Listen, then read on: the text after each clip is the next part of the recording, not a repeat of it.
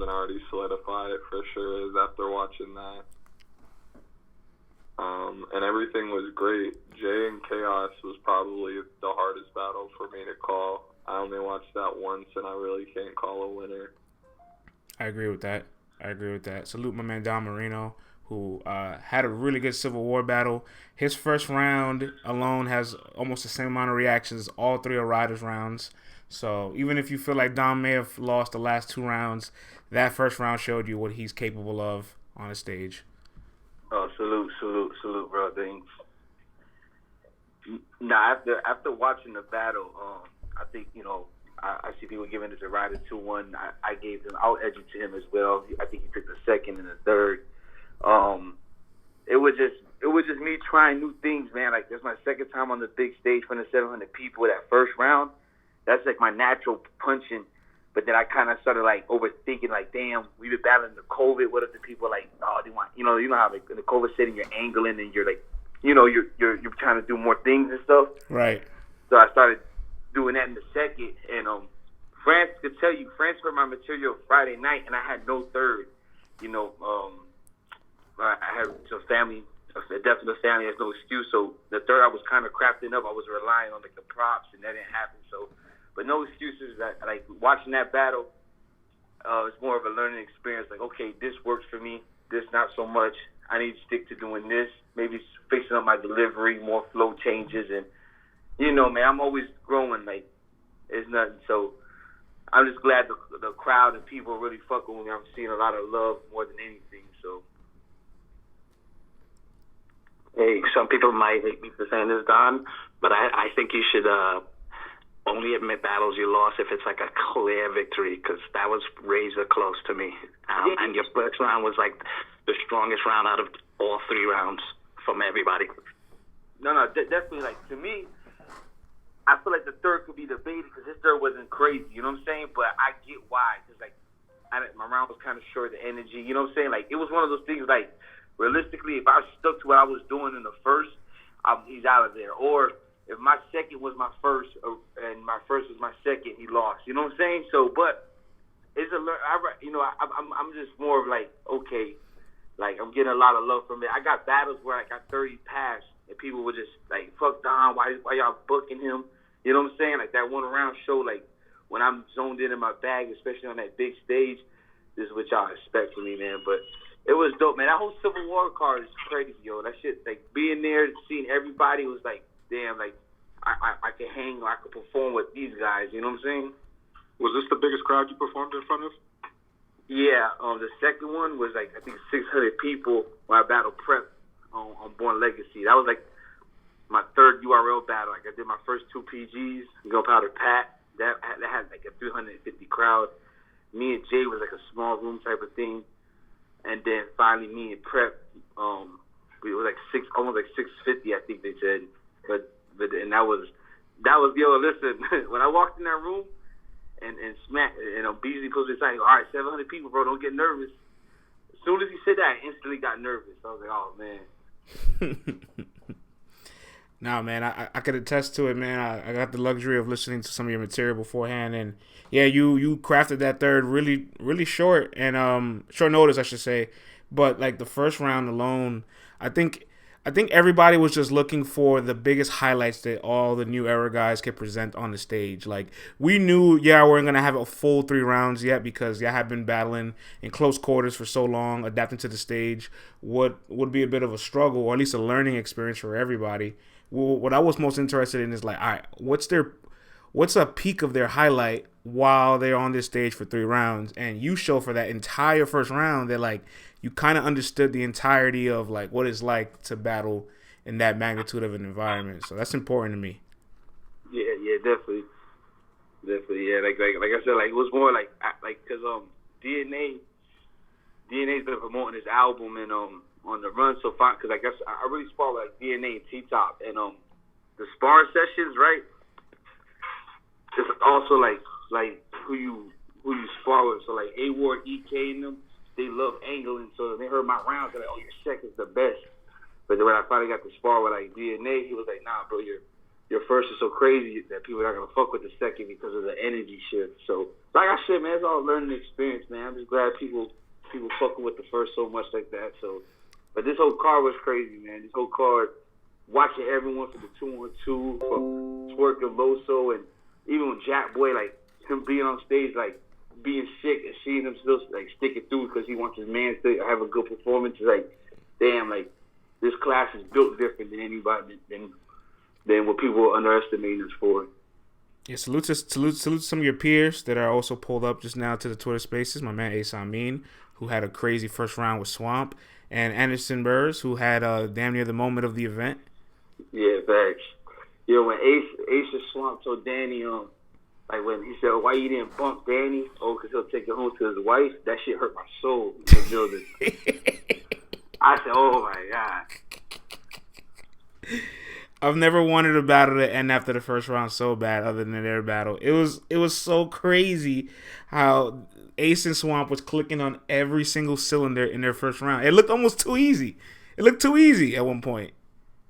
Yeah, I feel like in the building, I remember everyone was like, "Oh, this is 30." I was like, man, I think Ace and Swamp got that first. Definitely. Like that. Yeah, I was like, there's no way like how y'all could see that. So I had to win in the first. Yeah, you know, I think. Shout out to chat too, by the way. Shout out EFM. Shout out to everybody in here, man. I feel like it was the first round was like just one of them ones. Like it was one of the better rounds of the night. If not for like Don first, and maybe I don't even know T-Top second. Something like maybe it was the only other two rounds that I would even like. You know what I mean? That hold up to that first. Like the first really did definitely what we were trying to do. Second round, we lost a little bit more momentum at like a pivotal point, and we couldn't really get him back. And in the third round, we ended on a crazy high note. So, and I just feel like it was a great back and forth. They did great, though. I think it was in there bombing. I mean, not take nothing away from nothing. Hey, so you think like they end up giving him more love because of the shot value of Tink doing so good? Part of that, but what it was, like if you notice, in terms of presence and like his pace was the most distinguished out of all of us. And he kind of got him, like, he did this thing, like, he does this thing where, like, he A-rhyme, like, he rhymes at the end of the line, rhymes at the end of the line, then rhymes at the beginning of the line, and when he rhymes at the beginning of the line, the next time he rhymes, you know that's the punch. And he kind of got him in tune with that, and they just knew this is when to react. Not saying it wasn't fire, like, he was saying fire shit, but it was like they just knew, like, it was clear for him. I'm a little bit more weird. Like, you don't know when I'm going to exactly punch or where it's going to come. His was like, it was rigorous. You knew this is where it's about to be. He got into a rhythm, and he was just bombing. You feel me? Yeah, because like in the build, I remember people were like, "Oh, they got." I said, "There's no way Danny fucked up in the first round with the rebuttal, threw off the momentum. Like Team helped picked it up, but just off Ace and Swamp's first was crazy. That bump line, just the way y'all was going in. Yeah. They said, I remember in the building they were saying 1-1 going into the third. You know what I'm saying? They were saying 1-1. Everybody was saying 1-1 to the third, and then they got like a big reaction in the middle of the third, and it was 3-0. You know what I'm saying? So I didn't really pay it no attention. I was just like, okay, I know how this goes. You know what I'm saying? I see that happen a lot, where like fans will like retroactively change their decisions just because like a moment of like a high magnitude, just like I see it happen often, especially in like caffeine comments. Yeah, niggas just prisoners of the moment. I didn't really give it no stock then. Even when people was talking, when people was like, well, we didn't see the people that didn't see the battle that was like kind of listening to it and was trying to like, I have it. I'm like, well, I don't know if I can really give it any weight. You know what I'm saying? I can't give it any weight. But it was a great battle. Not to take away, I don't want to talk about what didn't happen. I think that the good things that happened in that battle, there was a lot of memorable shit that was said on both sides. You know what I'm saying? They said a lot of crazy shit. Everybody was wondering. The big thing into the battle was they were wondering how the chemistry would work out between the teams. And I think that if measured by the highest moments, by like the first round, their first round even, I think that you could see that the teams worked together pretty well. And I thought like someone asked me what was like my top 3 favorite like moments of the night. I was like Anderson Burrus jumping in. I thought like T-Top jumping in mine was like my first round, and I said, yo, like Ace bumping Smack. That was like the craziest moment. Like I thought it was like the 3 biggest moments of the night, to be real. Bro, that shit looked so crazy just now. I just seen it recently. That was so crazy. Ace, I'm not gonna lie, man. I low key wish you would have saved the Smack bump now. Like, Like you could have saved it for like another time in the near future, another big opportunity. There's more shit to tap into. It's more shit to tap into. It's not, you know what I'm saying? When you think along those lines, you know what I'm saying? It's never like, I always say, like, dudes that know, like, they know, I told dudes, I was like, yo, the first big stage event we get when it opens back up, I'm going to tonight.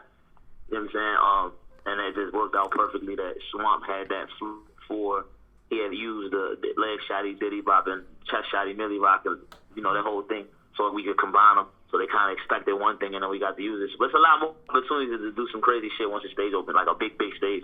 I got Summer Madness or a big stage double impact or wherever might have it. Fuck it, bump them again. Yeah, you know what I'm saying? You know what I'm saying? Salute to Holmzie the God, man. Bump smack every battle. Bump beast. Salute to homie the Gizzard. Yo, what's good, y'all? What up? Holmzie the Gizzard. Yo, Holmzie, did you get a chance to watch all the Civil War battles?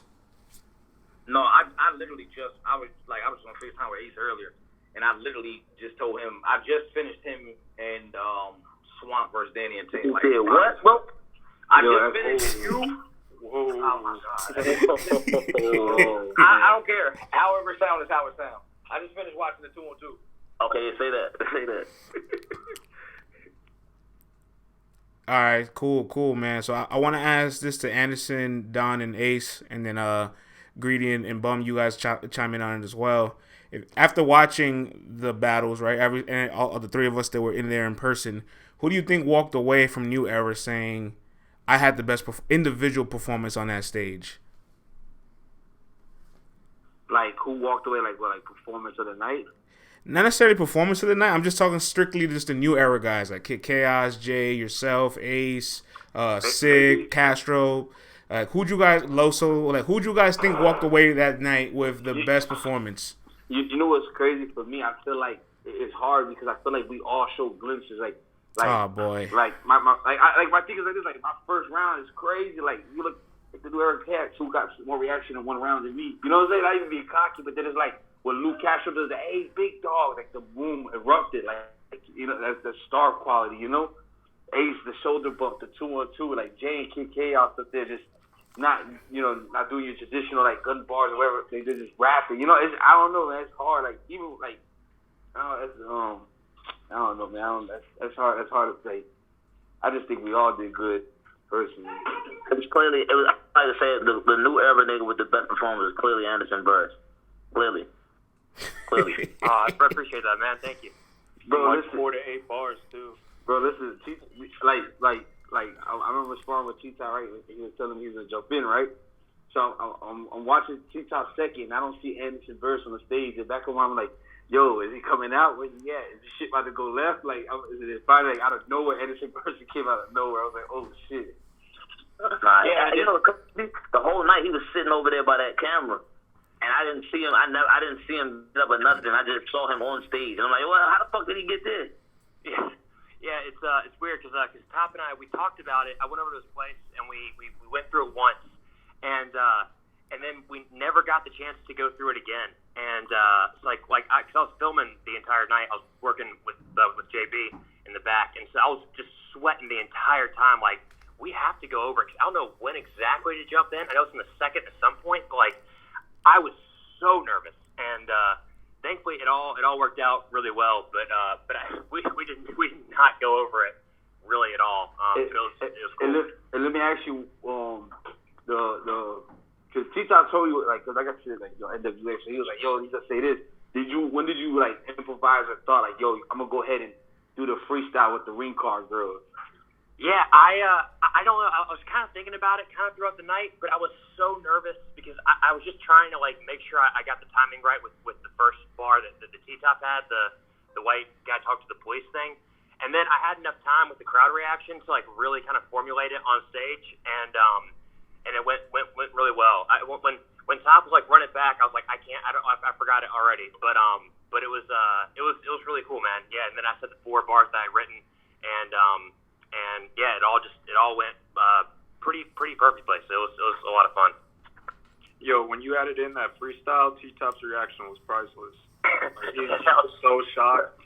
Dude, I was so nervous. I'm like, man, like, because I got such a big reaction, like when I came out, and And I'm like, man, if I just hit him with if this falls flat, it's gonna really suck. And like because I got 4 more of these bars, and thankfully it worked. But man, a lot of things could have gone wrong. JB, I was worried about the mic not working, or JB didn't really know what was making. There's a lot of factors, and it all worked out well.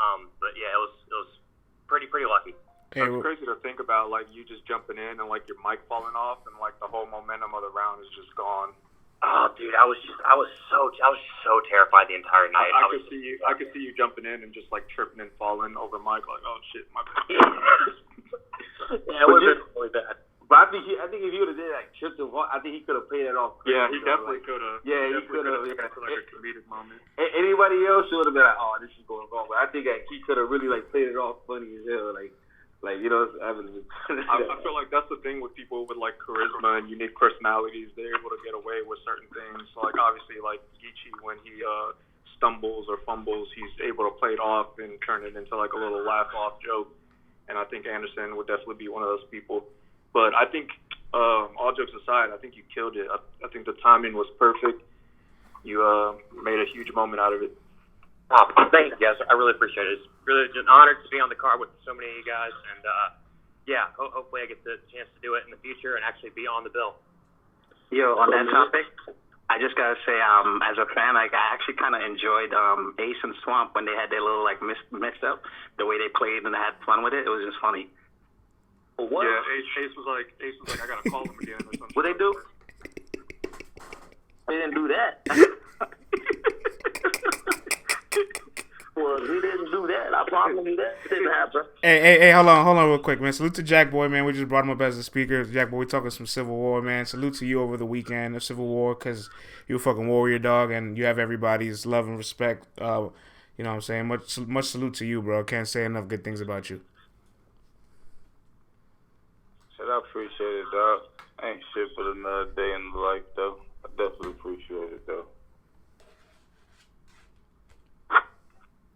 Jakkboy, I want to ask, man. I was asking Ace and Don and Anderson this. Who do you think out of the new era guys on that Civil War card had the best individual performance? Man, all of them did great. I ain't tripping on picking through them. Everybody did great. Yeah, I've tweeted earlier today, like, this whole card had, like, all hits and no misses, and I kind of agree. The whole card was fire throughout.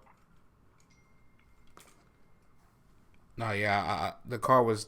I think it lived up pretty well, and it translated pretty well on camera. The one battle everybody was really interested to see too was Twerk and Loso. So everybody wanted to see if that was actually close to when everybody said it wasn't the building. What you guys think of Twerk and Loso? It was not close, and I'm gonna be real. Those first 2 rounds, there's nothing I can debate for Loso.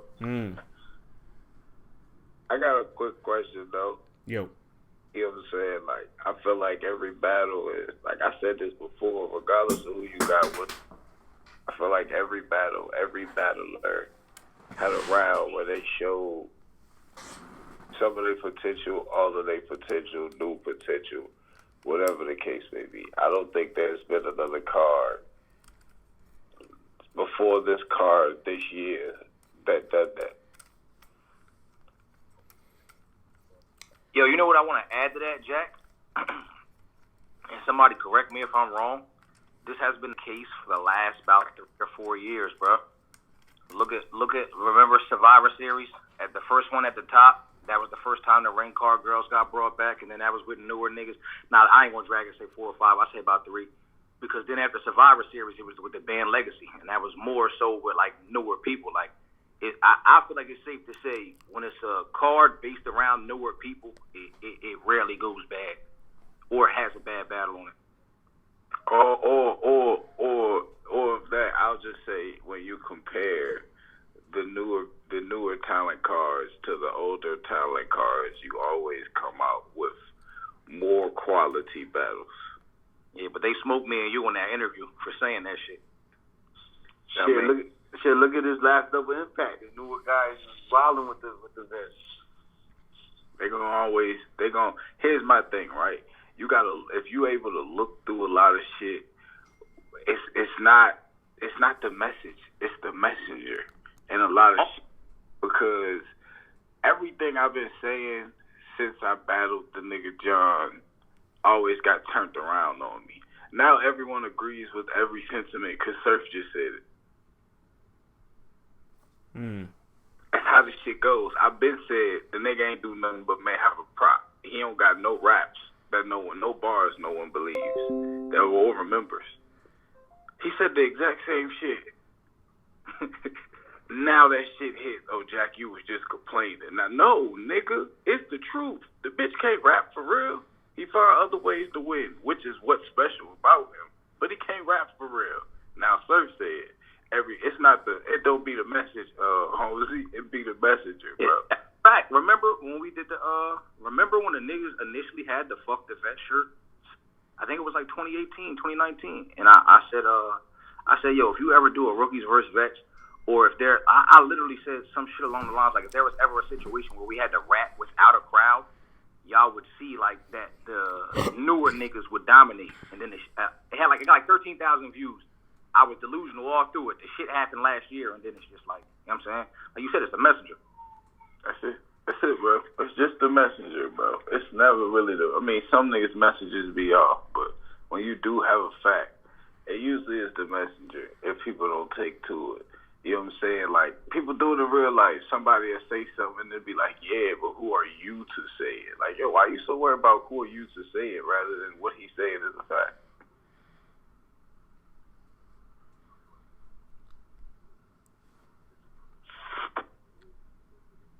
Facts. I was just talking and realized I was on mute.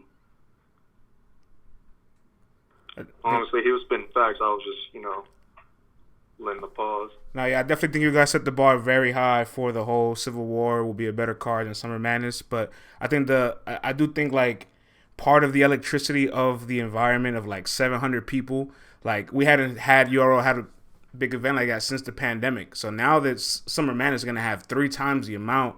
Like, that shit is going to be a fucking movie, too. I think it's just going to be just as amazing, if not potentially more. Hey, I got something else I want to say, too. Yep. And I really want to ask you this, friend.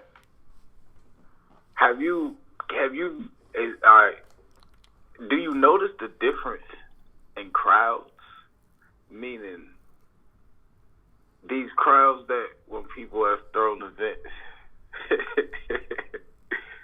and they say that the crowd is back, and you go to these events, and do you get the difference? Do you see the difference of the discipline in the crowd at these events over? I get what you're saying. I get what you're saying. I get what you're getting at. And it's 100% different, and it's crazy because I think the attendance of the other places you're talking about might have actually been more, but this crowd in Civil War was like louder. It was more thunder to it. It was more trained ears, and it was more respect. Like there wasn't even any boos. There you go. You know what I mean? There you go. There you go. When Ace battled in Atlanta, everybody is talking through the battles, the whole event. Yeah, Atlanta's gotten a bad rap over the years. The other league be doing this in Atlanta. Niggas be talking through that shit the whole time. I ain't gonna lie, they let us rap over here in a sense with the crowd. It's different. Yeah, Carolina's always been, especially Raleigh's always been a good battle rap city. Houston's is a great battle rap city too. So like, I know for a fact, like, I'm gonna just say it, Francis. You are real, bro. When crowds come to these events, hey, you said it. You said it, not me. It's all good. better you than me. They just want to hear us rap. Everything else is everything else, man.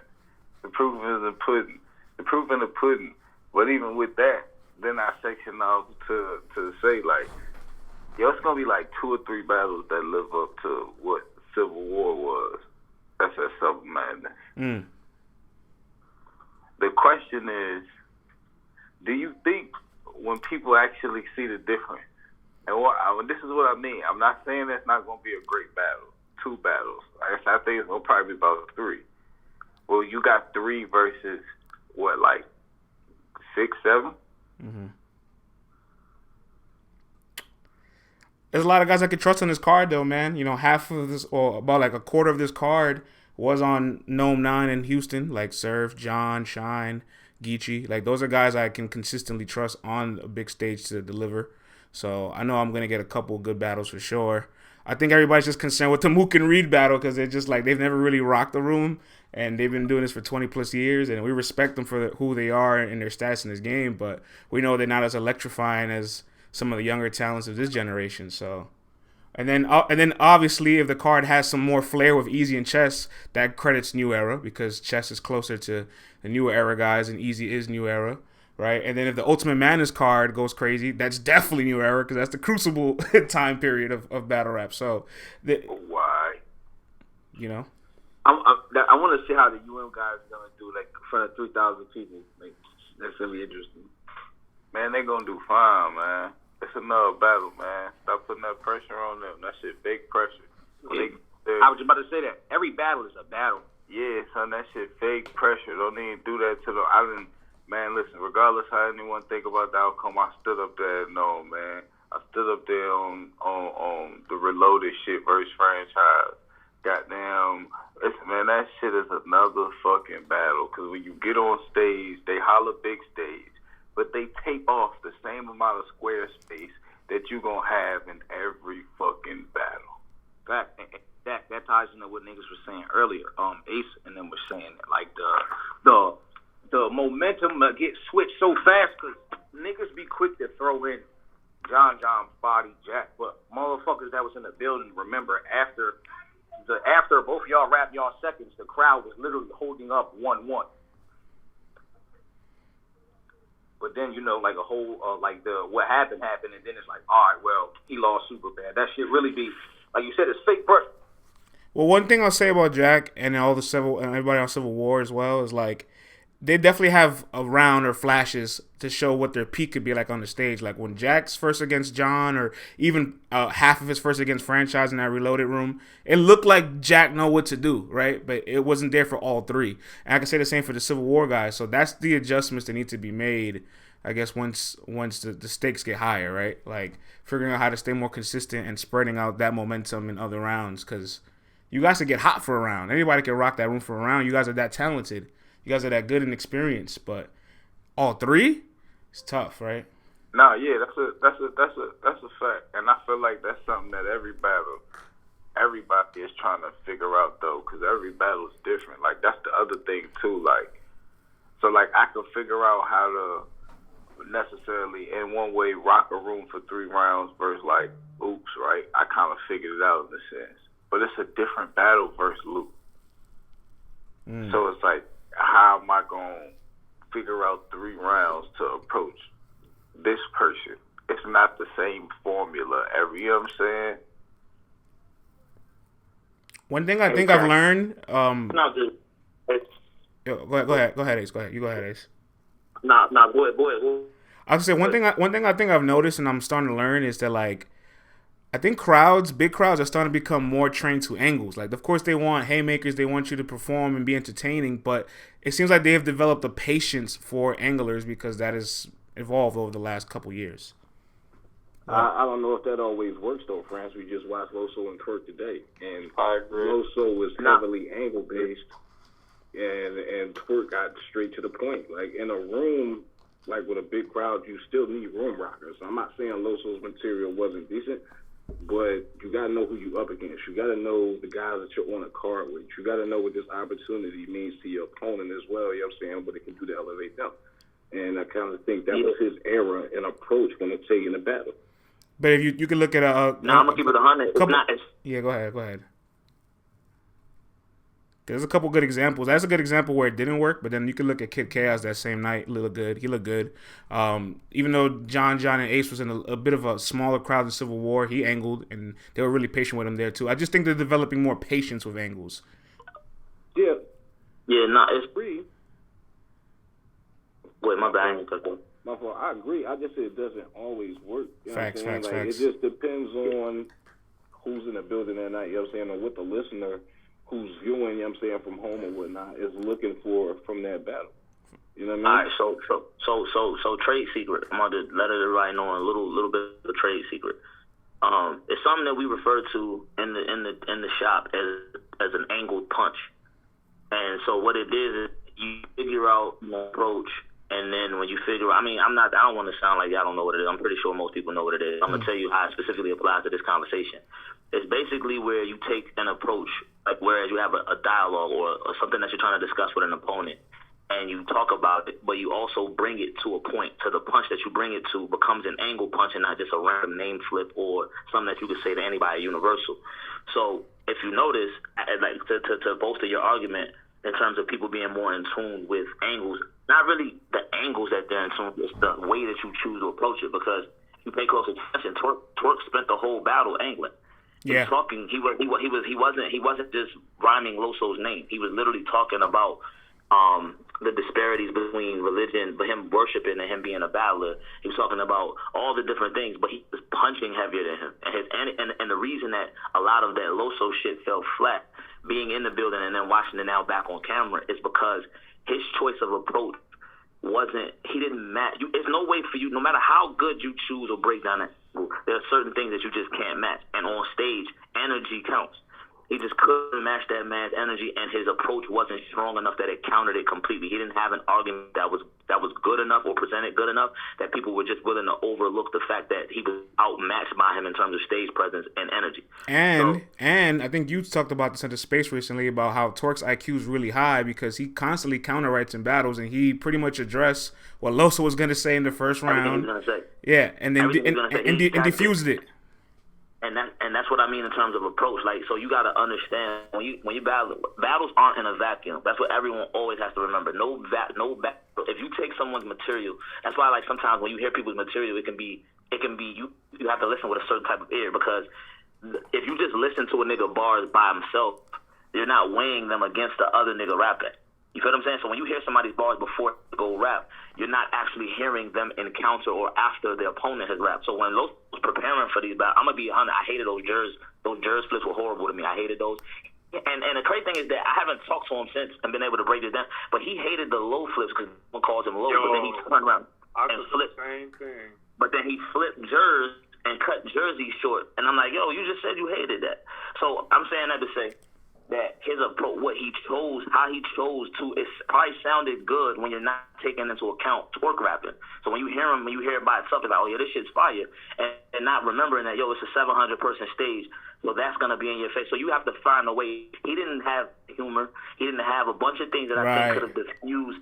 That could have diffused. If he would have relied more heavily on charisma and personality, because he can't out-street him, he can't out-energy him, he might have been able to more effectively diffuse Twerk's energy and maybe clowned him for his energy, but he didn't do that. So my point is that the approach is important, and it's not all about the ear, the battle rapper ear. Like, you got to understand, the most resonant rounds on big stage have always been angled rounds.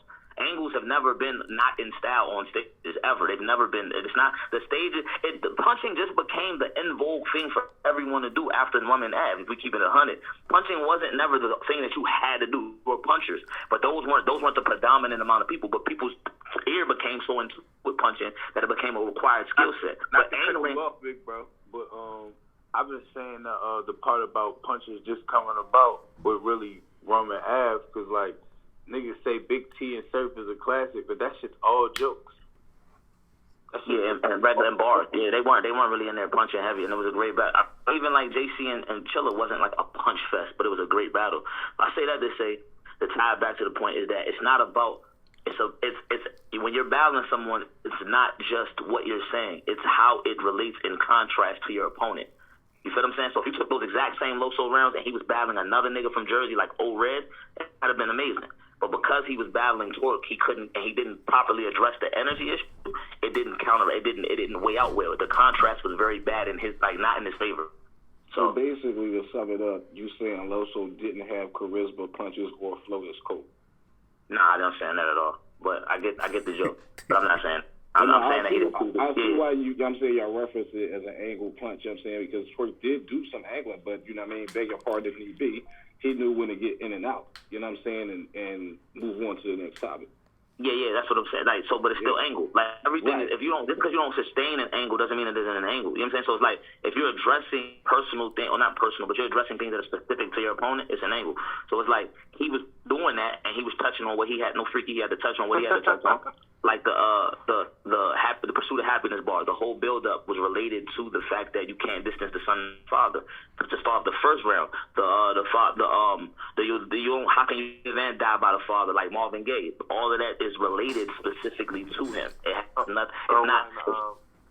When he was talking about how he lost to Briz and he said you took more backlash than Django, that was that's the first time we've seen someone black on boards. Exactly. Those are all angled punches.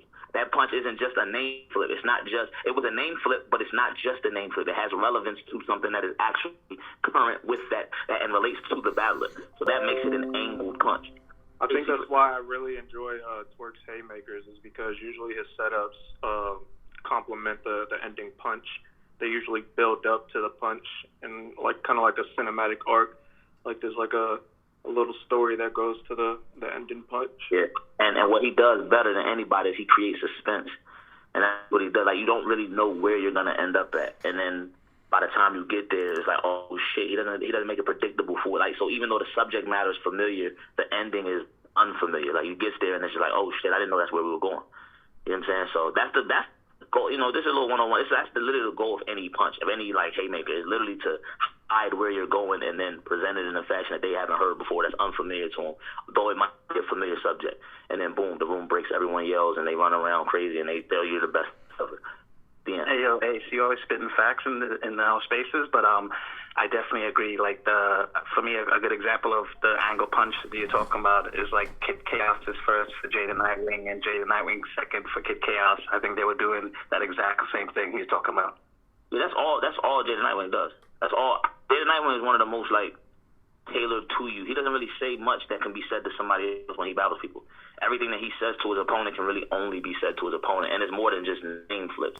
You know what I'm saying? Like, and that's the big distinction between the two. A name flip, yes, it's specific to the opponent, but it doesn't relate to their character or trait. It's just literally taking their name and having a witty play on it.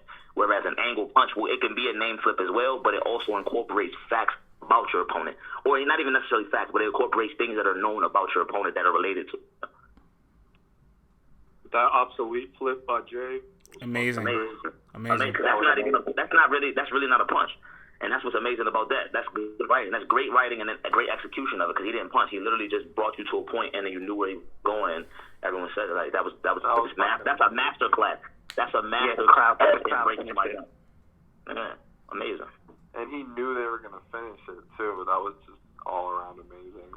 Yeah, man, I don't know what you're talking about, but okay. No freaky, man. Nah, I think that was the closest battle, other than Sick and Av, Nightwing, and Chaos. And I'm not gonna lie, man. Like when I first watched it in the building, I was moved away by like how much presence Nightwing has, and he doesn't even move, and how much Kid Chaos is moving on the stage. Like Nightwing at one point will just keep his 2 feet planted and just move his arms, and he's having so much like effectiveness with the crowd. And Chaos has to like build up, and like pretty much exert all this energy, but it's like it's rewarding sometimes it misses. Now on the replay I'm watching it, I'm almost like, damn, I kind of like Jay's pen in this battle a little bit more. Hey, let me ask y'all a question. All the battlers in the room, all of them, and just do y'all consider, and this isn't a knock, but I just want to know what y'all mindset are. Do you consider, when you think of Kid Chaos, when you watch him rap, do you consider him a performer? I saw you on Champion. That was a good debate. Yeah, absolutely. Why? Yeah, he's that got the drop on wing bar was insane. Yeah, that's a bar, and I would agree. That bar was amazing. I mean, in terms of his overall skill set, do you consider him a performer? I don't. I know he can perform, and he will incorporate it at some point, but I don't look at him as a performer. That's actually a really good point. Yeah, that's not his biggest strength. He's definitely, I would put him he's more dangerous to me in a small room than he is on a big stage. Because he's very layered, and he has amazing writing, and his performance isn't his biggest attribute, so I guess it's a good point. I think people get moving around confused with performing. Thank you. Yeah, JC's an excellent performer. He doesn't move. He doesn't move, but he's a great performer. Yeah, I think people mix up the two. Like, I don't think they truly know what it is. And then I think you get, like, a good moment from a person. That's a performance moment. And then we latch on to that and be like, they're a performer. And that's not it. and it's not it. Yeah, I think the culture do that with all of the styles though, in its own little way. Yeah, in fact, they say if a nigga's a pen, that's all he is. Like Chilla, they're like, yo, he can't. He's just a pen. It's like, nah, he actually is not just a pen.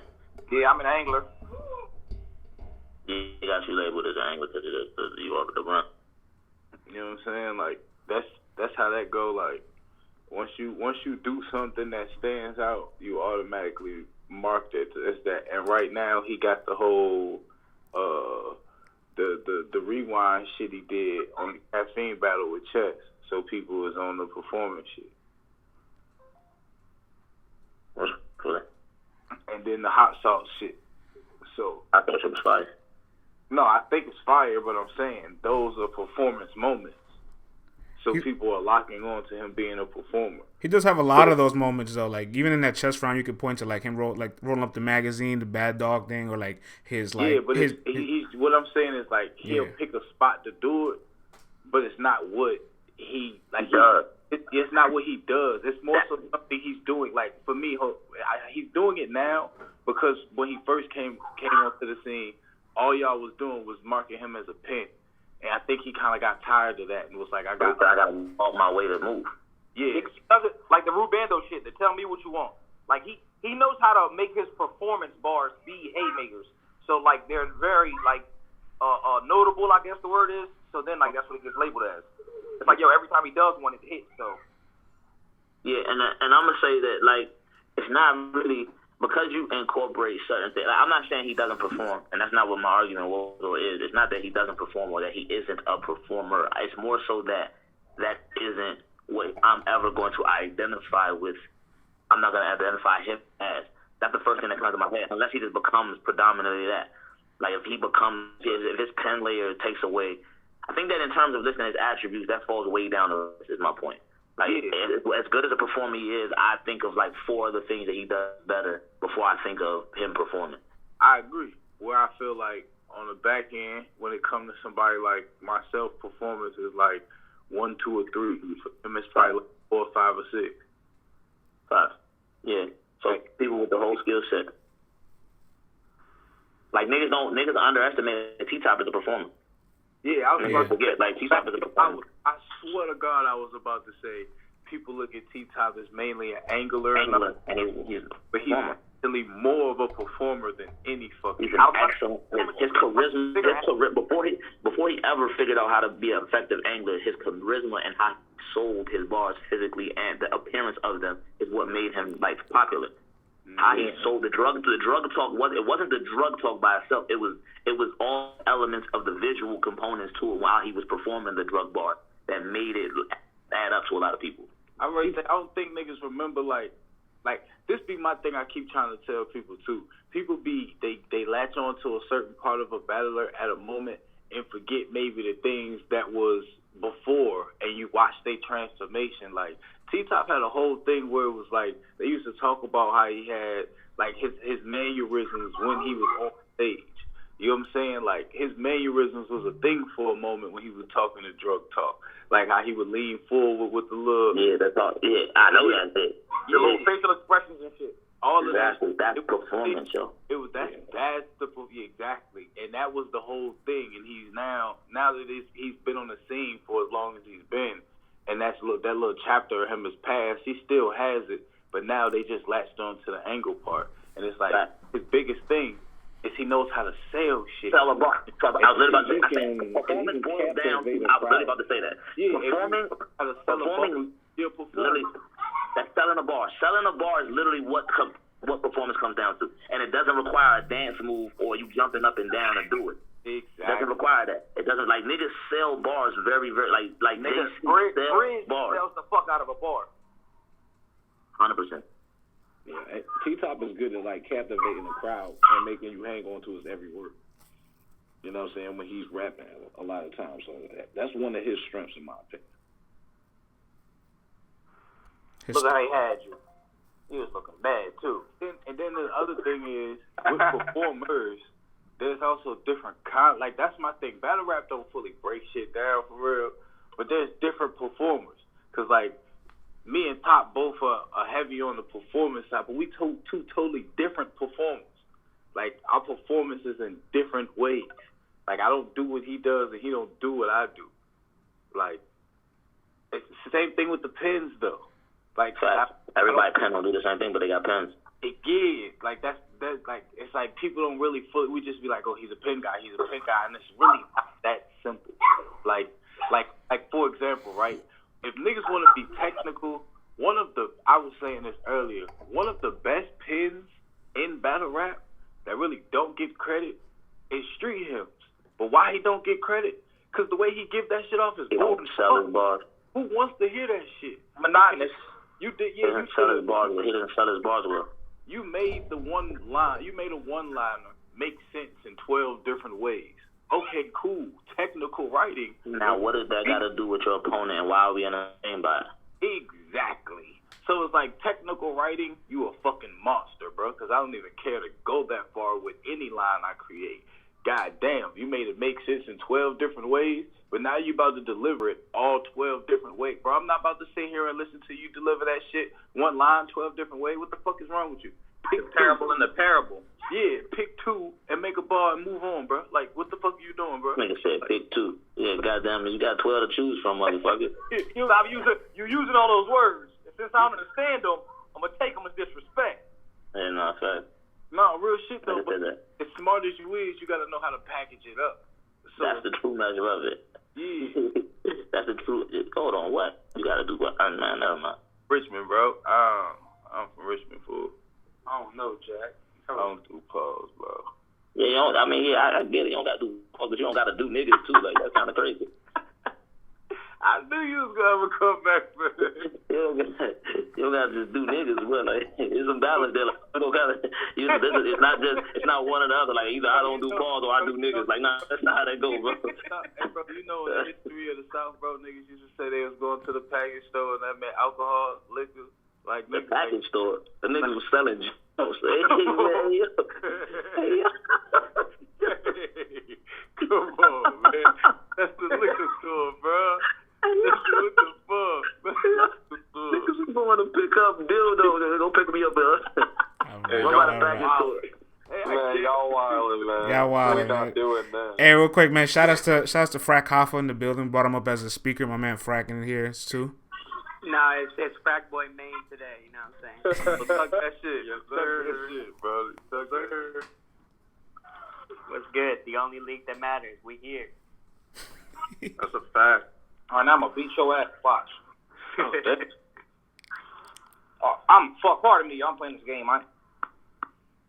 I'm not going to lie. Frack would beat you the fuck up, Holmzie. No lies. Nah, I was playing the video game. My fault. Yeah, I took that as disrespect, Holmzie, so be careful. My fault. Hey, I don't know if the other battlers in here that are like, I'm just now finding out about Quarter Lab, and dude, screw them. That is so annoying. And I don't know if I'm allowed to criticize. I have no idea. I could be getting a lot of trouble right now. But, like, that's really frustrating. Now, what Fran said, he got the cheat code. I heard him say it before. I meant to ask you this shit too. What's the Quarter Lab? What's the way you get around that shit? I heard you say that shit before, Fran. Yeah, there's a couple ways around it. Obviously on Twitter, everything gets through customs. For God's sakes, if you scroll too far, you might find pornography on your timeline. TikTok, anything gets through TikTok. And apparently only 30 seconds are allowed on Instagram, supposedly. But I know the other two 100% definitely get through customs. If you make it into a reel on Instagram and zoom in, that works. Oh, too. Actually, I got me and make it into a reel and then like zoom in, like make it to the greater magnification. Me and Saga actually tapped into a cheat code recently. If you upload like a clip of your app battle on like your Instagram story and then save it on your Instagram page as a highlight, you can keep that there. Yeah, I've done that. It's just very, very frustrating because like I'm in the very first class at URL where like we came in when the app was there. We don't have like any YouTube we don't have like any push outside of the app, and that's just very like I'm about to be in Rookies versus Best, and my highest YouTube battle view is like 4,000 views, and so it's just frustrating when like no, you don't have like that YouTube push going into the app. I mean, all of it's fine, it's fine, but it's just one of those very annoying things. You're gonna get taken down, and you're you're like, I'm the guy in the video. I'm him. Question: does the app show us how many people view the Fuck no, just reactions, no views. And that shit could be. That was my biggest gripe with it. So niggas ain't never peep how they could be like rigging the system. Like, it's no way for us to actually keep them accountable to know who's getting the most reaction, who isn't. Yeah, no, I've been thought that. I don't. That shit could be inflated, bro. You don't know who the fuck is telling you. Like, it's them telling you how many reactions it got. There's no way for us to know. Like, YouTube, the views aren't controlled by whoever posts. That's a YouTube thing. So it's transparent. But in terms of the app, I have no fucking clue what those reactions actually happen that way. Hey, the dark web is better. Yeah, because they have that. Like, the dark web is better. Web has 1,000 blogs on it. Cool. Like, that's my biggest gripe. The dark web, battle rap, the complaint bloggers. They have y'all niggas watch them? That's what we do. Y'all niggas watch them? No, but I see people on the timeline tweet certain shit. Oh, such and such did this, and he's right. Shit like that. I don't be watching too much of anything. I watch more newer people, you know what I'm saying, than I do like some of these established names. Yeah, I mean, the only thing you guys have to really gauge off of is the votes and the reactions. I watch right now would probably be Angry Fan, and a lot of that shit I don't watch because I just be peeping it live. So Angry Fan know what he's doing, bro. That shit is a cesspool, bro. Instant microwave.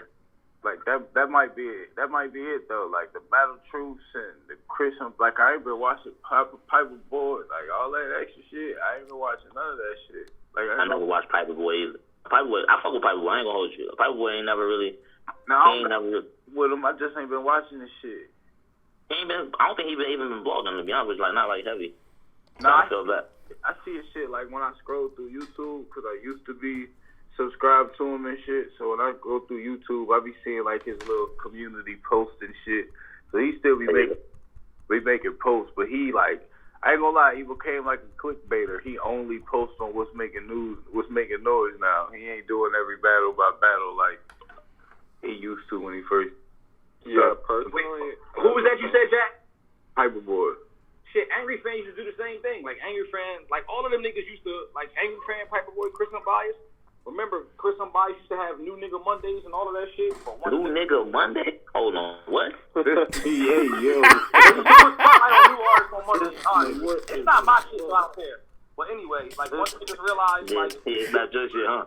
Yup, I don't give a fuck. But like, you know what I'm saying? Once niggas realized it was like notoriety and views and this shit, and just like with anything else and money, it becomes less and less about like the authenticity and more so about like numbers. Yeah, right now, Angry Fan had anybody up there. It don't matter what you got to say.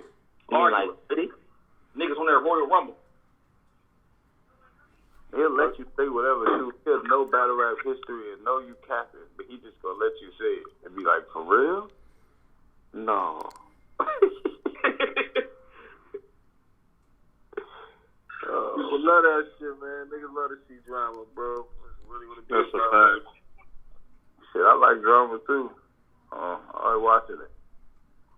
Shit, personally, I only really watch J Black and Let's Talk Battle Rap anymore. Like, as a fan, I used to watch way more media just because there wasn't as much battle content out, so media was partly a way to hold you over besides getting the news. Like, you know, if you wanted to get some battle content, there wasn't battles every month, every week and shit. But now there's so many battles to watch. I don't even have time to watch every blogger or everything. Yeah, I'm trying to be more focused on like less like being watched, and more like being read or updated on. So like people could just like go directly to anything LTBR has, and it's like they can catch up on a week of battle rap just by scrolling down like a timeline or a couple messages or a thread. And I think that's vital because there's too much transactions happening in this goddamn culture. Like, it's impossible to grab it all, even if you worked full-time in battle rap. What? It's impossible to do what? Oh, wow. This nigga trying to grab niggas. Niggas said he wish he could hit every nigga in the world.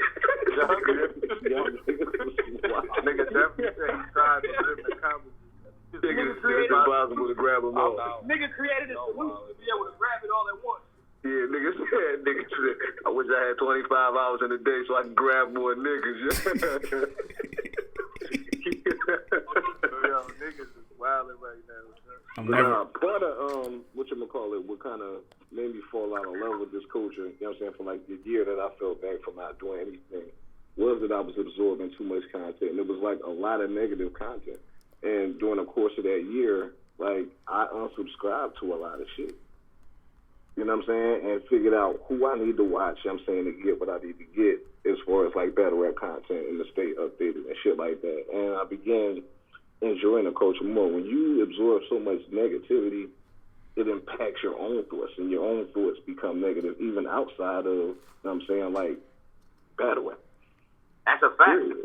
That's literally why I've been taking a break. Like, this is my first time in 3 years that I have not, like, had a URL battle within, like, 3 months of my last joint. Yeah, you gotta unplug from the Matrix sometimes. Like, it's just that simple. Yeah, I think with that shit too, like, I needed that shit. Like, nigga battlers had a control of their shit now too, though. Like, you don't really need media. Not that you don't need media, but nigga, you can get the inside scoop from the niggas who actually be battling shit. Niggas got their own channels, they on caffeine, they doing all that shit. So it's almost like this.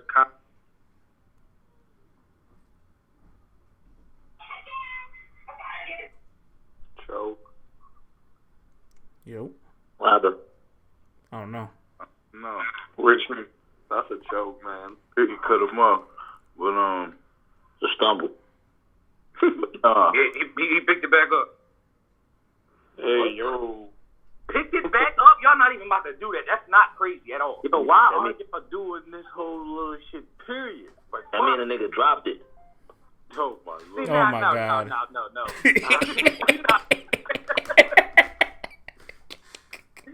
Why he dropped it?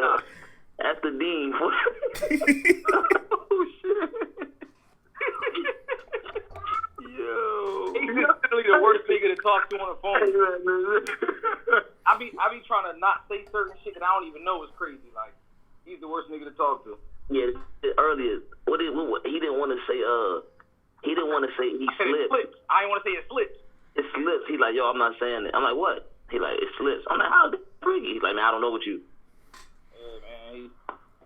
That nigga's the I worst. saw Kid You got Harrison PTSD. because of Ace. He says pause like between every sentence now. Crazy thing is, I don't even pause niggas. I never say pause ever. I never say pause. No, forget the same shit, bro. It is, but it's not. It almost sound worse, son. If a nigga just talk to me and say freaky at all, I don't really want to hear a nigga say that. It don't even be that, man. The nigga be like, hey, yo. Or just look at you. Whoa, what's up? You okay? Nah, I'm going to tell y'all something funny, right? This nigga Ace is really the worst, right? First time I go to this nigga's house, bro. Nigga has a nice house. So I'm like, oh shit, this shit great, bro. This shit a nice size. And he just stares at me. No, bro. I'm gonna tell you how this nigga. Hey, you Nice size? look, Bro, I was literally talking about your house. Like, Bro, I don't. Why? I'm gonna tell you how this nigga. Nigga ain't even let you in the crib. He sent you home. He's like, you wildin'. I tell you what I knew it was bad, bro. We was driving to Houston for Dome, right? and this nigga, he driving. So technically, outside of one other person, everybody else is in the back seats. So somebody say something wild, this nigga just be like, yo, you alright? yo, you alright? Yo. Hey, no, hold on. He's like, the rest of y'all, be safe back there. Like, nigga, what? Yeah, y'all. Yo, Houston was wild, yo. The trip to Houston was literally the most insane shit. We should have documented that shit. Man, I ain't gonna lie. That shit, Yo. the camera, nigga. That shit, dude, So our Airbnb, I knew Houston was out of control when we woke up and Henny Fan was on the roof next door to us. Yo, when niggas. Yeah, them niggas lost their Airbnb account. Them niggas can't never, them niggas at Houston Barcode can never get a Airbnb again fucking with y'all niggas. What, because of our Airbnb? Yeah. Oh God, bro. That's why they couldn't get one this year. They were trying to get one this year. They said, that's over with. I ain't gonna lie. Our Airbnb was literally bugged all 4 days. Jazz was walking around with Holmzie Timbs on, bro. You don't, like, y'all don't really know what's that. Like, Jazz was walking around with Holmzie. There's pictures of this shit. Niggas almost went to jail the first night in that bitch. That's what Oh, this shit is wild. I was just telling Twerk earlier, bro, because he thinks, like, I told him, I don't know if we'll be able to recreate the last season because that shit was just so organic. Why would you be trying to recreate it? Niggas is hoping that Houston this time is as fun as last. That's exactly why that shit gonna be ass. The niggas going into it with hope. Niggas gonna go in there with hopes like, yo, this shit about to be lit. Shit gonna be ass. Yeah, last time we was in Houston, nigga, I got like probably. Oh man, here you go. I was about to say sleep. What are you talking about? I was about to say I probably got like 10 hours of sleep in the few You a lot. You ain't get 10 hours of sleep. You got less than that. Probably. Girls niggas was up for like 3 days straight. Literally. Niggas ain't. But I was. Look around it. I was everywhere in Houston. I was in the hood and everything. Yeah, Houston was I talk about Houston. I ate real good in Houston. Huh? I said I ate real good in Houston as far as I was in Houston with a bitch. We not ready to do that. Listen, you think that stops it? That stops it? Because with a bitch. Hey, man. Hey, yo, listen, man. Be safe out there. Y'all niggas be safe in this space, y'all. It's supposed to be a safe space. Shitting me. You're shitting me. All right, back to Civil War, I guess. You know what I'm saying? Yeah. So, Yo, what's up, Ryder? What's good? Ryder was fire. That's a fact. My boy Ryder. Ryder, I cannot believe that you battled twice in 2 days. That is insane. Yeah, that's crazy. Yeah, I'll never do that shit again. That shit seems stressful. Nigga, fuck the fact that he battled 2 days. He battled on URL and then battled. A-Ward. Like, they said A-Ward was in there freestyling about shit that ain't even happened yet. that nigga was in there. That nigga was in there rebutting shit from 100 years from now. That nigga's amazing. I ain't gonna hold you right now for 2 minutes. They walk right into that twerk punch. Oh, this rebuttal, right? I got something I want to ask nigga. And it ain't just because it's A-Ward, right? But I don't really be getting, like, I get it, it's the freestyle ability. Uh-oh. But, like, if it's just a word on the wall that says axe, and then you be like, I'll axe a nigga like the word on the wall. He better not have said that. A-Ward better not have said that. A-Ward did say nigga, actually. What? No, I'm lying. But I'm saying, like, just the reference of, like, oh, the word axe is on the wall. I'll ask you, like, the word is on the wall, and then everybody loses their mind. It's right there. That shit does not impress me.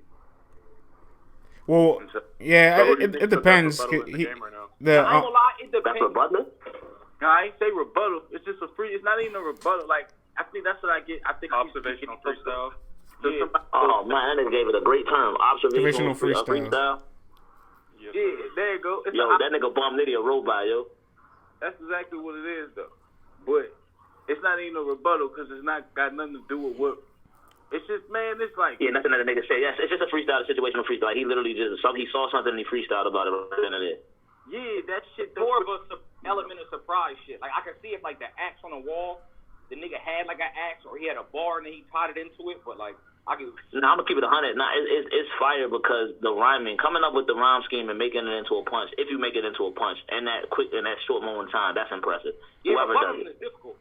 Yeah, just rhyming. You know, we all can do that. If it's just rhyming, if a nigga just rhymes about something that currently happened, it's not fire. It's the fact that you can make it into a relevant punch and either reverse it, or if you're just freestyling in a moment, like if it's not a reversal thing, if you're just freestyle, if you can make it into a cohesive double right then and there, you're amazing.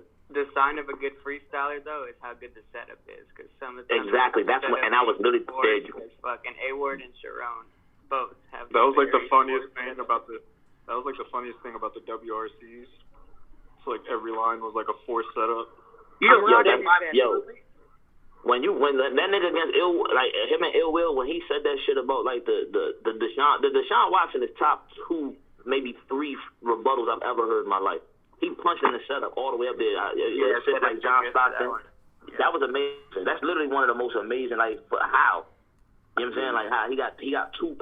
Like he has a 4-bar setup with 2 punches in it on the way to a freestyle. Something that he just thought of while the nigga was rapping. While he has to remember 2 other rebuttals and remember his raps. That's amazing. Super impressive for me. Yeah, that shit. It sounded like that was part of his rap. Like, even thought he wrote that shit. Yeah, I thought he wrote it until he got to the Deshaun Watson. Deshaun Watson, you know what was a great rebuttal? I said Iron Solomon's joints. Well, no, it was more of an observational freestyle about. With him and Rum. Nah, that was more than an observational freestyle though. He tied it into his own shoes and like made a that shit was black and blue just for kicks. I still don't believe that shit. Them niggas wrote that shit together. I don't believe that shit. Nah, Iron Solomon said when he walked in the venue, he thought about it. So like, he said he saw his shoes at the venue and like prepared it a couple hours before. Yeah, nah, I'm not. Listen, bro, listen. The niggas wrote together, man. That shit was like amazing, bro. Like, I'm joking. Do not take that seriously. I'm joking. I am joking. That's not a quote. That's not a quote. All right. Yeah, bro. Listen, if you quote that, I'm gonna keep it 100 with you, bro. I'm gonna keep it 100 with you. I'm just going. LTBR tomorrow. News around the world. I'm going past that. I'm going past that package store where Jack was talking about, and I'm gonna ship you 100 of them. If you say anything, if you quote that. Well, that package store I was talking about got liquor in it. Nah. That ain't what you was talking about, bro. Wait, ship him 100 what? What Jack was talking about. What? You know what? Nigga, that shit So you were gonna go buy it? I was gonna go order it in France's name.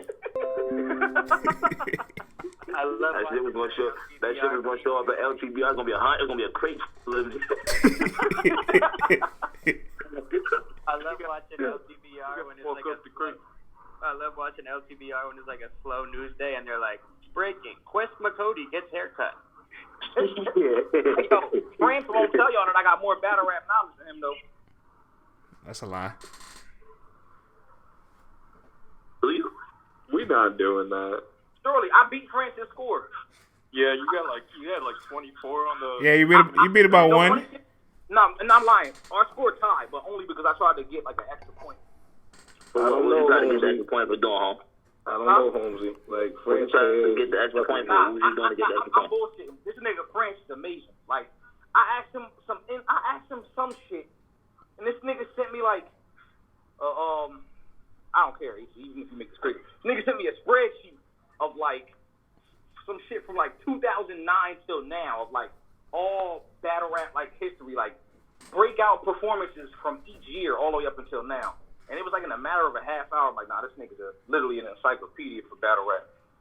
France has a wall full of flyers from different cards, like over the years, like dated back, like. Yeah, that I've been to. Yeah, like this is back when I was LTBR. He showed me that shit. That shit was crazy. I could point out so much shit, and it was just all shit that he had been to. And this is back in 2018. You know what I'm saying? And I've seen this. I appreciate that, bro. Appreciate that. I really want to smoke DNA in the bar exam. Though. That's like the real goal. And I gotta give it up to the OGs too. People like Lush One, Poison Pen. Like I bow down to their knowledge all the time because they know everything in the world.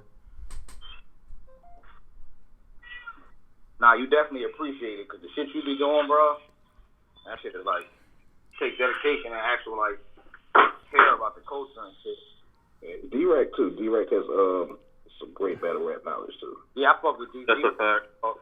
Like he put us on. We was at Rare Breeze, the Nika Verb card. This motherfucker told us like Gwyneth Paltrow watches battle rap. Like she's super into him. Yeah, well, it's just. Yeah, that's my cousin. He's damn near the reason why Grind Time was a thing too. So like like that in itself is a gem and a foundation to everything that led forward. So like a lot of people that were around for those staple moments in battle rap, like that's what interests me the most. And plus like Twitter and social media wasn't what it's like back then. So like I'd be so interested to see what fans would think or the dialogue would be from battles back in the past, because a lot of them are very relevant to what they are today. They were almost advanced for their time. We couldn't even grasp the things that were happening in those battles.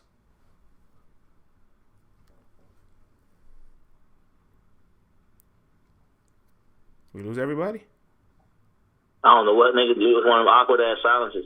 Yeah. I thought motherfucker connection was lost or some shit. Hey, shout out my nigga True Foe in the listener section, man. Salute to True Foe. Shout out True Foe, man. He gonna die someday.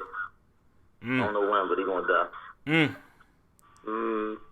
That's a quote. That's definitely a quote. Nah, please, that's not a quote. Please. What's the word? Please, I beg you. Yo, man, some days just be slow, man. I need something. You know what I'm saying? What? Oh, yo, that was flagrant, man. I don't know what you need, bro. I ain't got it. Wait, what? You ain't hear what the nigga said? Nah, I didn't hear. What happened? Man, listen, man. He missed it. Oh, what's up? Yo, Trufo, what up? I got here. Oh, what I like blank out. I can't hear shit. What happened? We ain't going back to Civil War. What's up with you, 40? And I'm coolin'. I'm just listening. I know shit. Well, yeah, I just gave you a shout out. I didn't know they was going. You know what I'm saying? I still gotta watch your battle. Did it turn out good? Just watch the first round. Why it gets bad after that? Nah, I don't get bad. Just watch the first round, and then just like after you watch the first round, tweet. After you watch the first round, tweet, and then go watch the rest of it. What's up? All right, let's talk about Real Sick and Av though. Like that battle that's probably one of the closest ones on the app too by the votes. Crazy. That's what I'm gonna watch next. I didn't get a chance to really watch too much anything. Whoever got a chance to see it, what's your thoughts on Real Sick versus Av? Battle was amazing. My first thought is I just found out that from Av's rounds that Real Sick has been Native American this whole time. I had no idea. The Indian is flexible for the double, yo. Hell nah. That's fucking terrible. Hey, yo, I go hold you. What? Wow, I'm the Indian is flexible. The Indian is flexible for the double. Wow. But y'all niggas is waiting for that. If you judge that battle off of content, if you judge that battle off of content that's actually relevant, matters to the opponent, Ab got his ass kicked. He said some fire Indian shit. The sick is not Indian. Hold on. Nah, he's Indian. He's not Native American. Oh, whatever the fuck. I just knew something was up. So hold on. So if you use the double, like because the fact that the word the Indian refers to both, you can't use it that way. Yeah, you can. That's valid in my book. That's what I'm gonna say. I don't understand because it refers to both. Indian bars per se, but you can't use Indian bars about Native American fools per se. No, I'm saying what the double stand. Like if there's a double there, like if it's not just you making him into a Native American, if you're making the bar relevant to the Native American and him, like the Indian giver, that doesn't have anything to do with like Indians from India. Right. But he's an actual Indian though. Some of them needed the Native American double. Some of them were just dope. Man, the Indian, like we don't need the Indian as the logo. That was hard. I fucked with that. But that's one of those. They're referring to the Redskins. Yeah, I see what you mean. That's the wordplay. Yeah, that's what I mean. As long as there's a double in place for both. Like if he just makes you into a Native American, I think that's ass. That's lazy. But if it's a double on the word Indian, I don't think that's lazy writing per se. Indian in the end. That's horrible. If you say Indian, if niggas is Indian, I heard a nigga just say that too. Somebody just had an Indian beef. Yeah, they use that other rebuttal to the advances had. He said Cleveland, you gonna lose in the end. Yeah. Who said that? Yeah, they did to disaster. That was like 10 years ago. The one from Sick that really stood out for me was the fucking remix of the 30 under the 40 bar. The way he flipped that was super crazy. What did he say? You're 40, getting 30. I'm gonna be real. I don't know how I feel about this, and y'all can tell me. I don't like when maybe my ears just isn't too. I don't like when niggas run. Like, say you have a setup and it's 4 bars, right?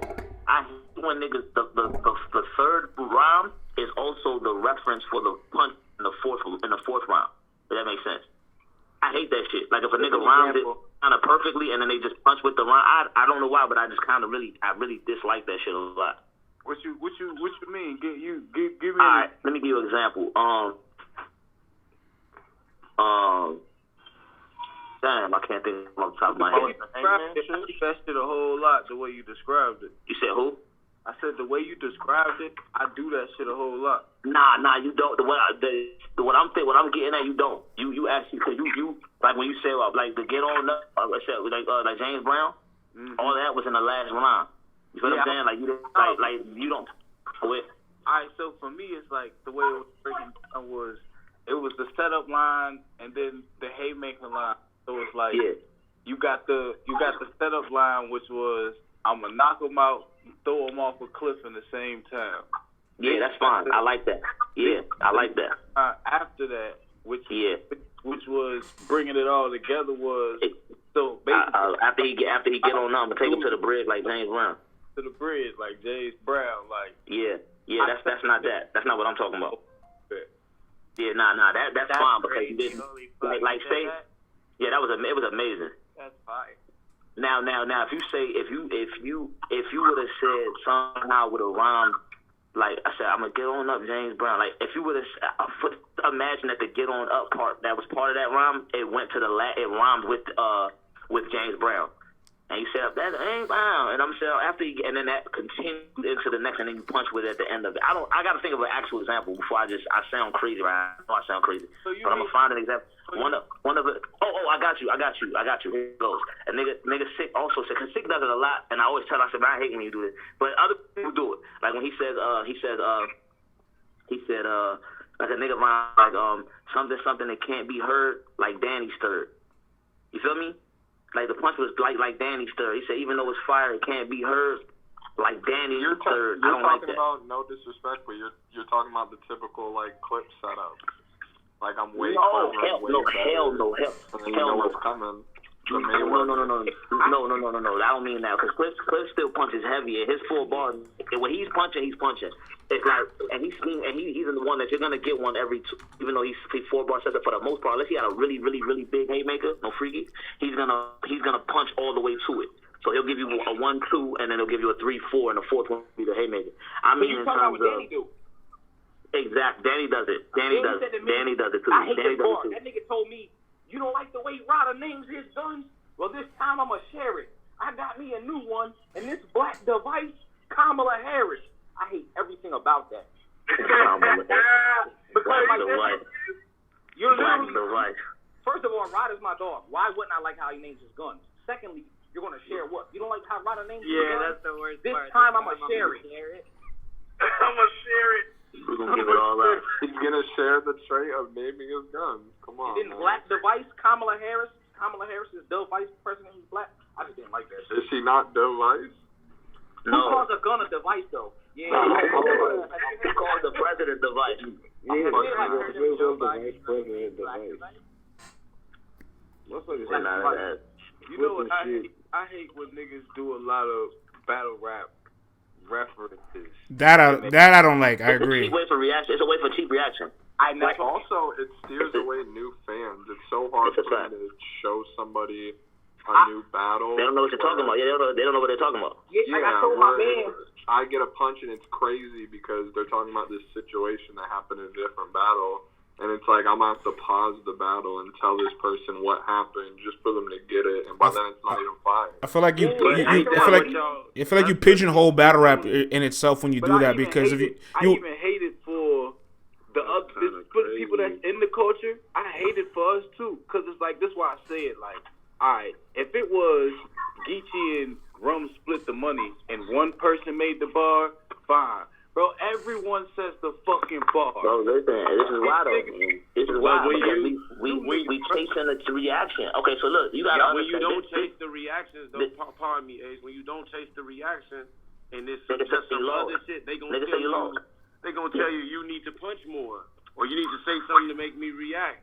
So then you gotta go to that like shit, low hanging fruit, like just that little shit. Yep. So I can get the reaction, because if you don't do it, they gonna say you didn't do nothing. So look, this is the thing. This explains to you the psychology behind reaction in battle rap. A lot of times, it's not about.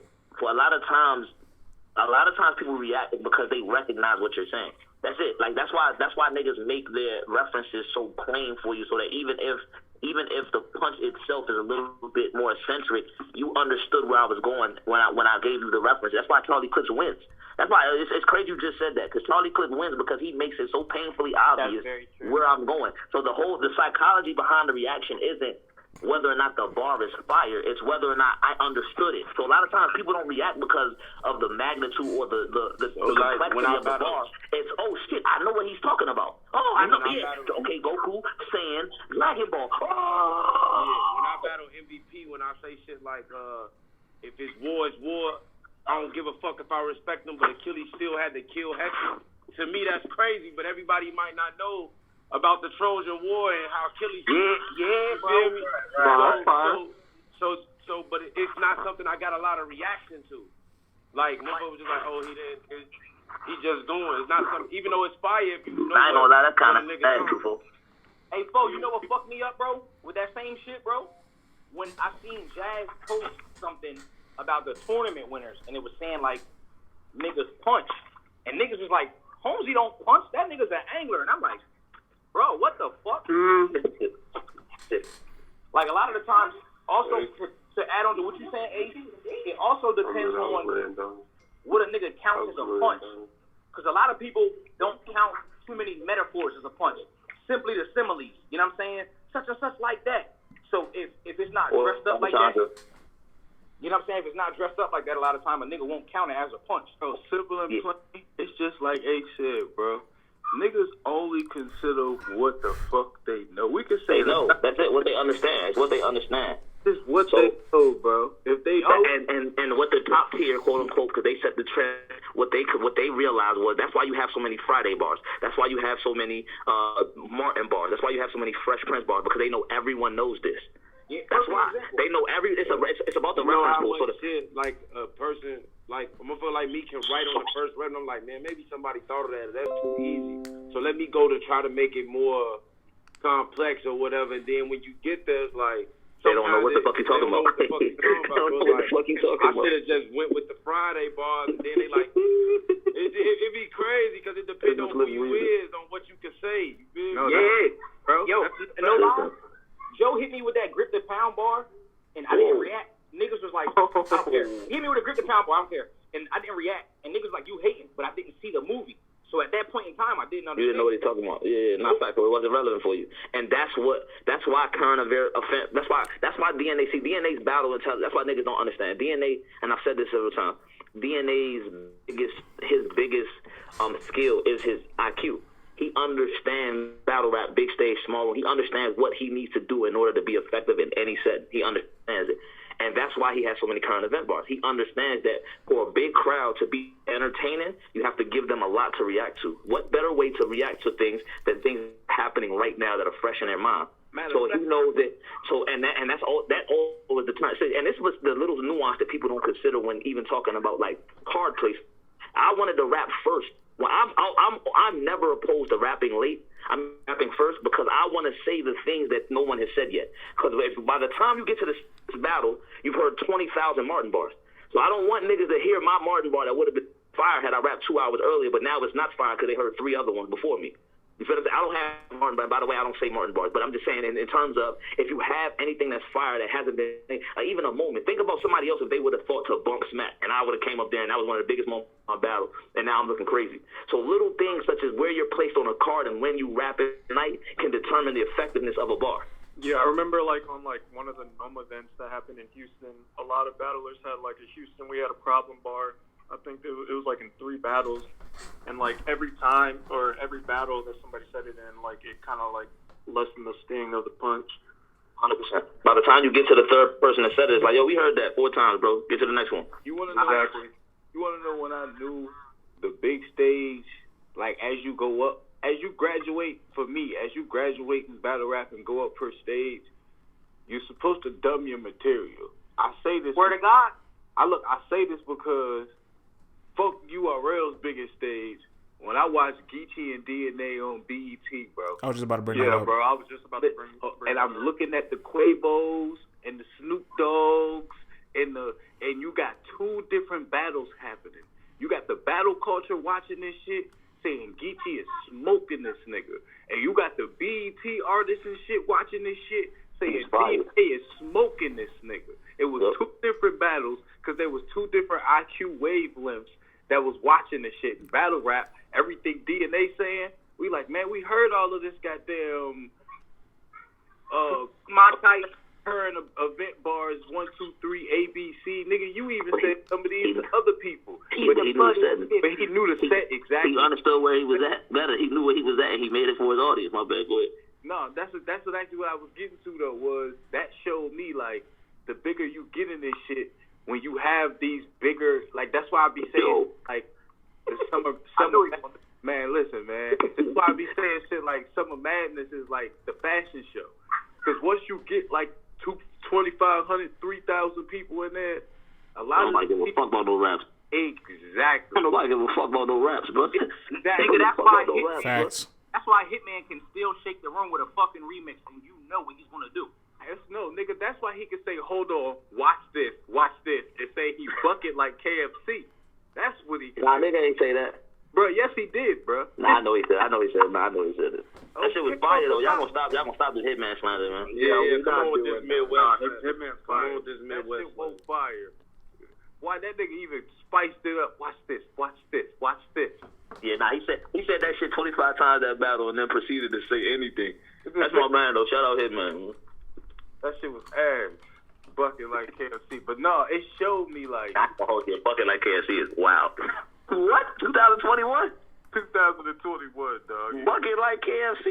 Excuse me, sir? They supposed to arrested that nigga right then. Science, man. So KFC don't got buckets. Yeah, that shit was fire, man. Y'all hate. They supposed to arrested him, bro. They supposed to arrested him immediately. Stopped the battle and arrested him. Took him to jail. Come Y'all on. hating. But no, that was a moment that showed me, like, right there, I was like, yeah, every battle ain't the same. Like Geechee had the better material as far as what the battle culture would show, but DNA knew the room, and he knew these niggas in here don't be watching us like that for real. They don't know everything that's going on. Nobody was wrong in who they felt won. You know what I'm saying? Like, we weren't wrong for feeling like that about Yeah, no, that's a fact. No, that's a fact, though. But it's all off of, like, what bro was saying. It's like, it's all off of what people know. You know what I'm saying? Like, it's all off of that. But that's why I hate the fucking current event bars, because I hate them, not because some of them aren't dope, because you do got dope ones. But It's lazy. But I be hating them. That's why I be hating them, because I be... Lazy. It's low-hanging fruit. Like, man, you didn't even try, bro. Nah, it's low-hanging fruit. The thing about it is this, though. See, this is where the real skill lies. The real skill lies in finding a used reference and finding source material within that to make an on-time dope, like to make a new punch. That's like the real skill. Like, you've heard how many Dragon Ball bars have we heard? We've heard 10,000 Dragon Ball bars, but yet and still, me and Swamp got up there and had a whole thing talking about bank robbery, and then it led to, I'm just saying, we need to plan it first. You feel what I'm saying? You know what's asked about that? Not y'all bar, but it's asked because I fuck with the creativity in that. But there are a lot of people who will write it off and be like, oh, so niggas... Another Dragon Ball bar. Bars, instead of asking, you know what I'm saying, listening to me and looking into what I'm saying, yeah, that was a crazy thought. Like, this is something that's never been said. Goku with a spirit bomb, need to plan it first. Like, niggas ain't never, you feel me? But the whole setup going into it, and this is what I mean, like, and this is the balance between having the technical expertise and then being able to convey it to a fan who doesn't. You know what I'm saying? Like, that's what we be meaning. Like, sometimes when we say, like, yeah, like, even if you understand the bar, or if you like, we're not saying that fans don't get bar. Like, that's not it. Like, we're not saying like, yo, a fan doesn't get it. No, not at all. But there is a certain level of mastery that's acquired when you're actually, when you have a skill, you've acquired a skill set that where you're going to be able to understand on a level that's a little, anything. It don't matter what it is. It could be cooking, it could be cleaning houses. When you're a professional at it, you're going to understand it a little bit differently than what the common person does. You know what I'm saying? So our whole challenge is trying to find the balance between having the technical expertise shine as well as being able to convey it to the fans in a way that makes sense to them. But I think it's only lazy writing when you don't set it up properly. You know what I'm saying? Everything I come to create to battle rap. I'm saying to hear creative writing as well as by the way. The crazy shit. You know what I'm saying? But again, everything is within a setup. If you can be creative within the setup when you get into the punch, I'm saying that's a current event or whatnot, then it's good. But if you just make it so obvious that you're going to that, you know what I'm saying? Yeah, I don't disagree with that, but it's still a way. Like, no matter how elaborate your setup is or how good it is, if your punch is an outdated one or a lazy one, don't matter. Like, we're not talking about the rep. Like, the punch, the reference of the punch can be old, but the way you come to the punch, no freaky, the way that you develop the punch itself, like, the punch itself can be fire from an old reference is what I'm saying. So it's like, even if, like, with the Goku, like, we've heard a million Goku bars. We've heard a million of them. You know what I'm saying? But we've never heard Goku spirit bomb, we need to plan it first. No, like saying, so it's like that level right there, and that's just the punch. That's not the setup. The setup, getting to it, hit it. The whole setup was to build the anticipation for where we're trying to get to, and then the punch itself is go with a spirit bomb. We need to plan it first. You feel what I'm saying? So it's like that taking that source material and finding a new thread within it is oftentimes where the laziness comes into play at, because you can have an elaborate setup and still have a lazy plan and it still not be good because it was lazy as hell at the end of the day. But if you take it and find a way to find something original that hasn't been done with that thing so far, no freaky, then you can do that. You know who has good, like, very good setups for his punches? Like, and this ain't no shot. Wavy. I was just about to, I swear to God. Wavy. Saying that, bro. Wavy. Wavy, the king of Wavy. setups. Wavy setups are amazing. With no connection at the end, bro. Wavy took you to the place that doesn't exist. He don't know where to put. Sometimes Wavy don't know where to put the haymaker, but his placement is horrible. His placement choice is horrible. The better line to be inside of the setup, and then that's what walking like a zombie with it. That was a setup. Shit. Yeah, that wasn't a punch. That wasn't a punch. The Jumanji shit. They was like, bro, you should have. Yeah, he said Jumanji. It's a Jumanji visit. I bring an animal to your crib. It's a Jumanji visit. That was the punch. Yeah, nope. Yo, that's funny that everybody knew who I was about to say. What a rapper. Yeah, bro, I was trying to say it. Bro was talking and shit, but I was trying to say it. Wavy do it, and I fuck with this person, but they do it too sometimes. Sometimes Jerry West do that shit. He will build something up, and then that shit be like, damn, bro, that was the bunch. But yeah, your Wavy. Yeah, you know who doesn't do it? My man Danny never does it. His punch is always the one. I told Danny you. don't never do Setup stuff. Yeah, my homie said you had a shipment on guns. I told him, get me one quickly. What? Bro. Break spines at minimum. That's my nigga. Break spines at minimum. Danny really break my spines dog. at minimum is the best advice. That was literally like part of my promo when we was battling, like talking about his setup. Danny be like, I got this bar. Shit, fuck it don't matter how. It's wrong. It's wrong. Big chunk. You know, cool sprays. Shooter watch he making juice, and paramedics to get her a Kool-Aid.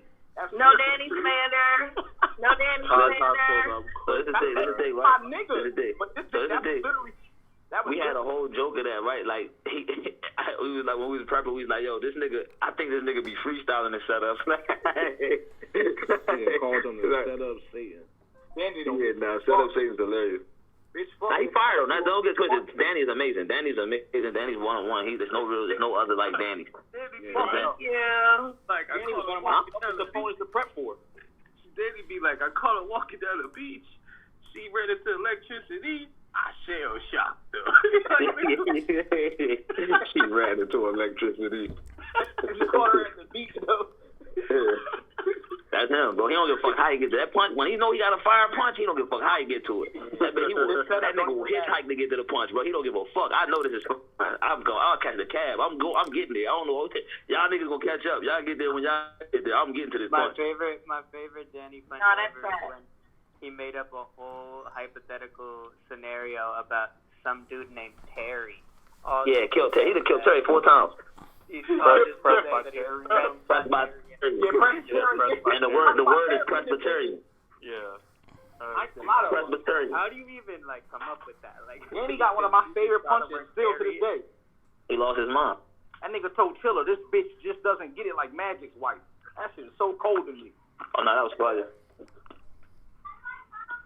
She got that shit. They just lied. Yo. Nah, Holmzie. Danny was on one in that Chiller battle. Fuck out of here. That's it. Danny, that's one of my favorites. Danny, Rum Nitty, and Young Ill own my 3 favorite punches. The Young Ill with the I ain't put my down yet versus Rex. That was my shit when it first. You want to know what's so wild? To the contrary, I've never fucked with Young Ill style. Young Ill used to be one of my favorite niggas when he was That's a fact. He was one of my favorites too. Going round. Cause Ill was one of the first niggas that was in the new way of battle rap. Like he was one of the first niggas that was as charismatic as he was. You feel me? Like everybody else was more super serious, and Ill was very charismatic. That's what I fuck with about him. Yeah, from grind time, right? You should be used to these 1 minute rounds. Crazy. Do y'all think if battle rap did some shit like that BET shit, do you think caffeine is the most mainstream battle rap can get without it being bad? Or do you think right now I believe so. Without it changing a lot right now, yeah. Yeah, I mean you gotta look at it the way you can't say that shit. I think the best thing for battle rap is the fact that so many streaming services and so much of TV is moving to a digital platform where you look at HBO Max, you can put anything on HBO Max. Half those shows are softcore porn. So yeah, right now I don't think it'd be plausible to get it on TV, but I think it's like within the grasp. I can't front, man. I really want to see like the Total Slaughter style in this era because like you had top tiers in 2014. They couldn't memorize a 90-second verse in 8 hours. And you got people like Jack, Ace, Drugs, Twerk, all these people that write damn near full rounds in less time than that. So I'm interested in seeing if they take that style again with the talent we have now and the storylines and all you guys have like glaring personalities. You're funny. Like how would that translate now? I don't want for only one reason, and that's because of how prevalent cancel culture is. We say a lot of wild shit in battles, like shit that we don't think is crazy. Like like a D-Wade punchline on TV right now. Whoever says that should be canceled. Like about like a punchline about D-Wade's son. Yeah, my Kobe bar getting me canceled. My Kanye. Oh, absolutely. Bro, niggas still be saying faggot, bro. Y'all niggas be wildin'. Niggas be in battle still saying faggot. Like, you know what I'm saying? Like, and I'm only saying it because we in this space, but that shit, I ain't gonna hold you. That shit, it literally make me cringe. I be like, yo, niggas, like, you know, 21. Like, what do you, like, my thing be like, do niggas just want to be battle rappers? It's crazy because that was a haymaker back in My grind. son Like, has a whole diss song with faggot all through the hook. I be real with you, Brody, big bro. I be real with you, cause I don't think I say like that choice of word, but I don't think niggas necessarily be thinking I just want to be a battler. It be like in your own little world, that kind of cancel culture world doesn't or hasn't affected you yet. Right. It don't necessarily resonate to you how bad it could be. Well, like in the J2 battle, like I had to find word. Like I had a fag European sig bar. Didn't know how that was gonna go over, but I still did it. But every time I got to a word like that, I tried to use sissy or punk or something else. You feel me? But here go my thing though. You still would be canceled on a grand scale. You call a gay nigga a sissy on public TV, they gonna cancel your ass no matter how you try to. But I think that's his point, is that TV is dying right now. Like it's moving all to a digital sphere where that. Yeah. Well, I agree with that. I was just saying, like, I didn't want to. I'll be real with you. It's not even. I'll be real with you. It's not even just TV, man. If this shit really, let's just be. If the shit the way it's set up now with caffeine, if this shit was to fucking explode and somehow become some part of mainstream, everything, people watching this from all walks of life, nigga, we gonna have to definitely not say certain shit. J2 gonna win a lot of battles just because we can't say certain shit to the nigga. Like shit, not even just him, bro. You figure motherfucking women too. Nigga, Tim told Drake Dennis when they battled, I'll beat your baby's head in until I give him SIDS. Like smash a bit, like shit like that. People would literally, like, we live in a super sensitive world right now. Because like, what about Pink saying that he'll staple somebody's daughter into their stomach? But you know what's crazy, Holmzie, you saying all this, and I'm thinking about Arsenal, right? And like his round against T-Top, putting his baby mother's footage out and all that. Like, yeah, Arsenal's out of here. Arsenal is the most disrespectful, but yet highest viewed battle rapper. So like that's like that's in battle rap, bro. That's no. But we love that shit. The problem is the world still loves that shit. That's why a nigga will go watch some shit because they fake or not. I don't like. But think about this. Think about this, Holmzie. I couldn't battle you and then just randomly call you a faggot, a sissy, a punk, though you not gay. Yeah, you're right. Because I'm going to still get canceled for that shit just because I'm using the wordage. Like, you don't got to be gay. It's just that I use the wordage. I'm talking to a straight heterosexual man, but I say, yo, that shit you did versus so-and-so was gay. It's up with me. Like, I don't think use the word gay towards gay people. Like, if my homie's doing some bullshit, you on some gay shit, but I would never say it to a gay person. So I get exactly what you're saying. But you gotta, in today's world, you ain't gotta say it to a gay person. And then, on top of that, this the other part that I think about. When, if I say something currently that make them go crazy, the way the world works, somebody is going to go back through my history of battles and tweets and all that. Then, the Kobe bar. Yo, Jack, I think when you say that, I think of Pat Stay. I think of Pat Stay because like Pat Stay, early King of the Dot, 2010, 2011, 2012, like he was so disrespectful. He was out of line. Did you guys see Pat Stay versus Marv 1? For God's sakes, he's talking about an autistic kid. Like if that can easily come back as a highlight on Twitter, and then people are dragging Pat for like a week on social media. Exactly, and look at it like again. This goes to Holmes's point of. Like, it might not be crazy to us, but in our little underworld, but look at it like they took Tay-Rock versus Hollow off of YouTube a year after it came out because of the Ariana Grande bar. Right. What? And they were on Tay-Rock's heels. Oh, they did? You ain't know that? Fuck no, I ain't know that. What Ariana Grande? I don't even remember that battle. Bro, listen. He referenced Manchester. Oh, yeah. Yeah, I remember. On my thing. It's weird. I got to jog my memory because they was smoking rock on Twitter for a minute for that. But even just a month. Look, a month after that bar, literally a month after that bar, T-Top's battling JC in traffic and says the Kanika Jenkins bar, and that went crazy too. So that's like back-to-back incidents in a month. Yeah, that went crazy before Tay-Rock. That shit went crazy immediately. The Tay-Rock shit, this is a year later. Yeah, Tay-Rock shit was a while later.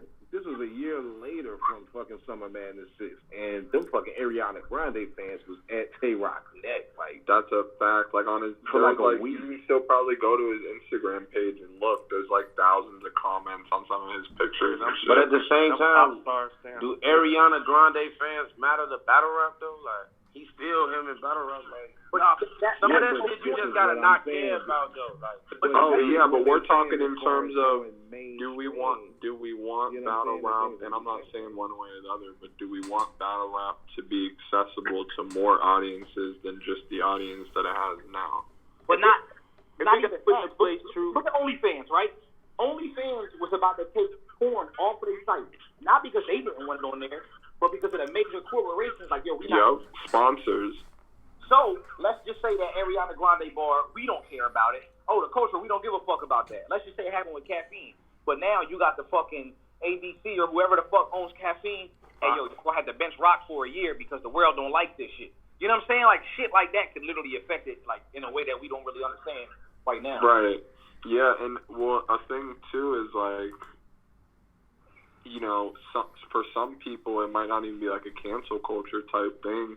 Some people just might find certain stuff that's rapped about, like, super offensive, so it makes it unwatchable for them. And it's like, you know, it's really just a choice of the rappers and the culture as a collective is, do we want to be able to access those extra audiences and whatnot?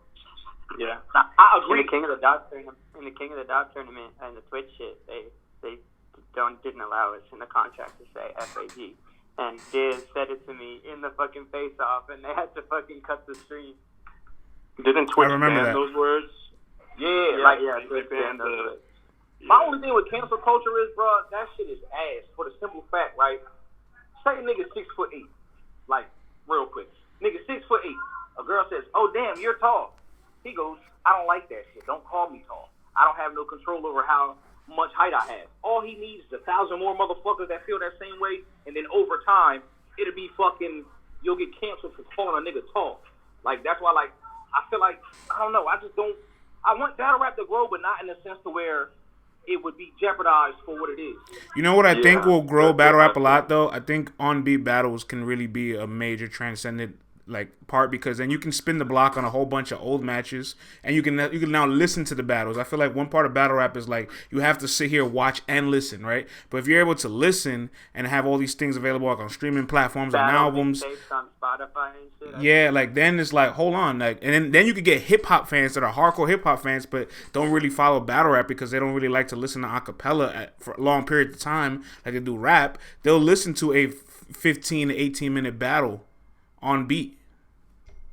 Oh, hell no. You get a Low Deluxe Top 97 freestyle for somebody? Should be crazy. Oh, hell no. I bet not battle Big T and then a nigga throw that shit on beat. I'll be a mad motherfucker. Got me fucked up. Oh, hell no.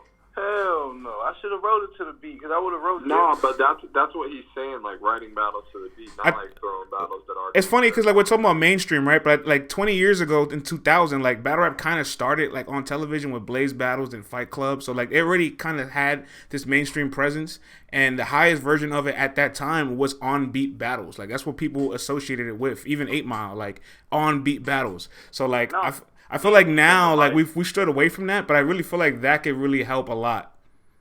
But here's the thing. This is what I'm trying to get you to understand, right? When it's a different.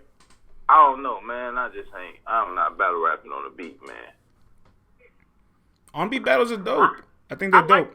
I'm actually about to do Verbal Warzone in 2 weeks, but like I don't think it's the same though. Like Verbal Warzone is just like it's basically like diss track, rapping a diss track. Bro, I think a Cortez, I think a Bill Collector, and I think a Enes's performances on Verbal Warzone. I'm like, yo, these 3 individual performances, I can see this transcending things because all 3 of them went viral, all 3 of them were fire, and all 3 different beats they had. And I'm just like, yo, if we have more sample size of this, more consistently at a high quality of content and production, like this could be something. In my opinion, that's just. Wow. I agree. Appreciate what we to look at it not like a transition. It's like, what if like extra you guys do like it's like an event type style where you guys all do an event on beat and then it goes on Spotify. And worst case scenario, at least the whole battle culture listens to it, but maybe you get a bunch of hip hop fans to listen to it. And then they go check out your regular battles, and it can just bring new fans to the culture. It's not like you'd have to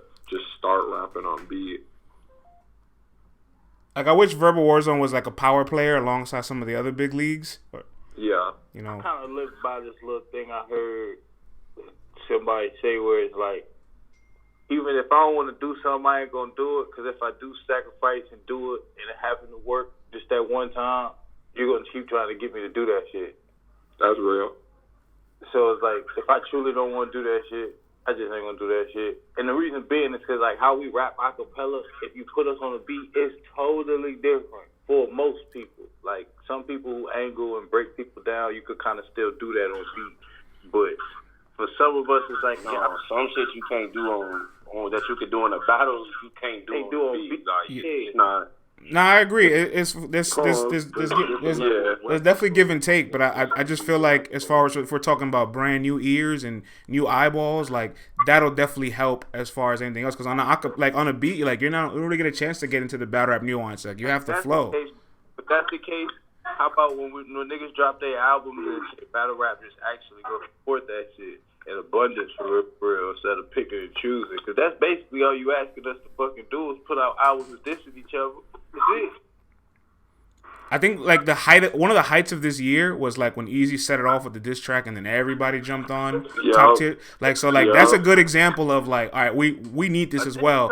Like we're missing ciphers in battle rap too. Like I would love to see Jakkboy, Ryder, Holmzie, Twerk. You know what I'm saying? Ace do a URL like fucking cipher like they used to do back in the day with groups or people from cities or people that fuck with each other. Hey, Brent. Yo.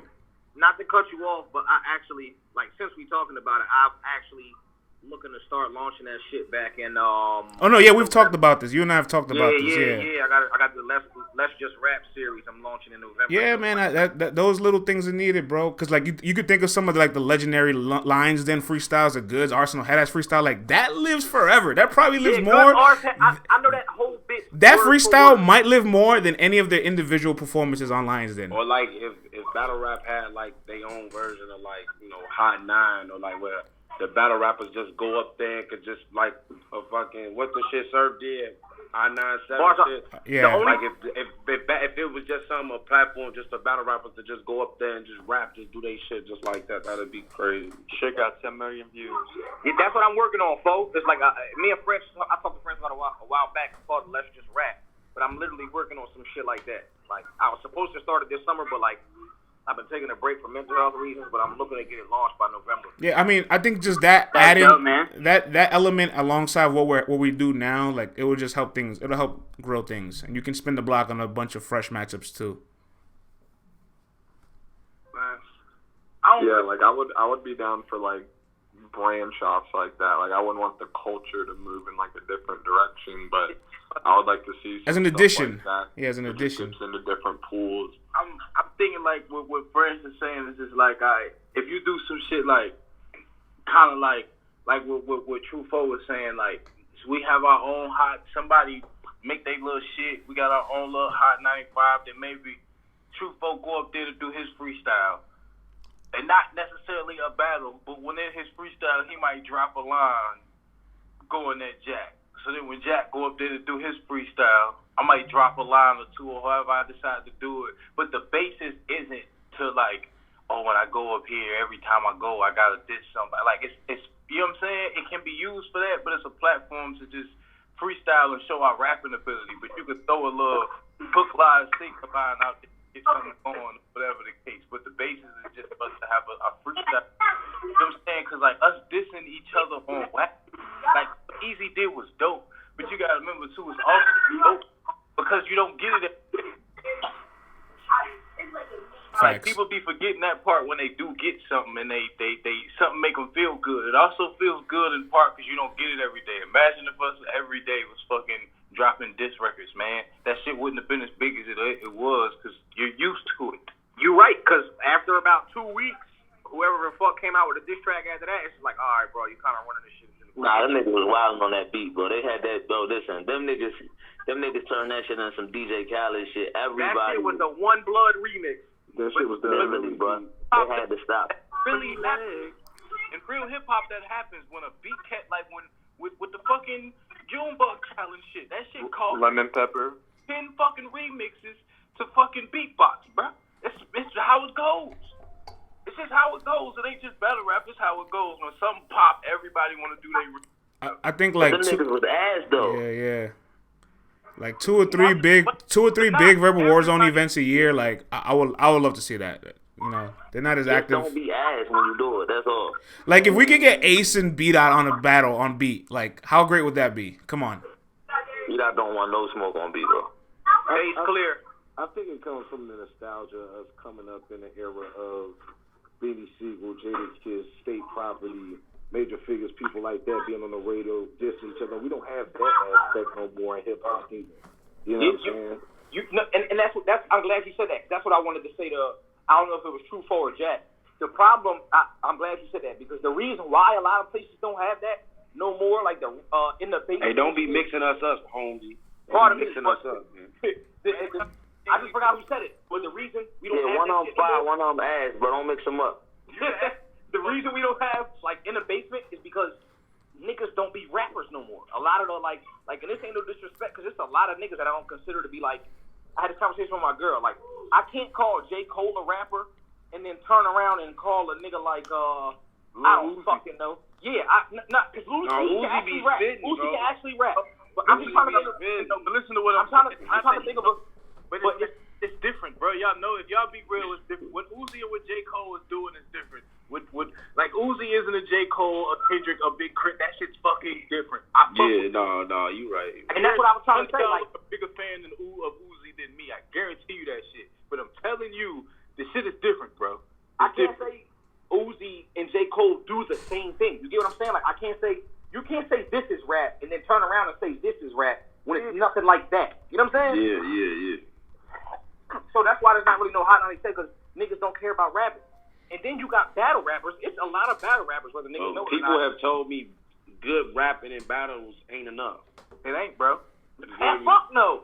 That shit is, bro. Listen, like Jack said it earlier, bro. Niggas be telling me, oh, you got better. Bro, I literally my writing was so much better when I was in the PGs. Exactly. My writing was so much better when I was in the PGs. Like now you gotta look at Twerk, my nigga.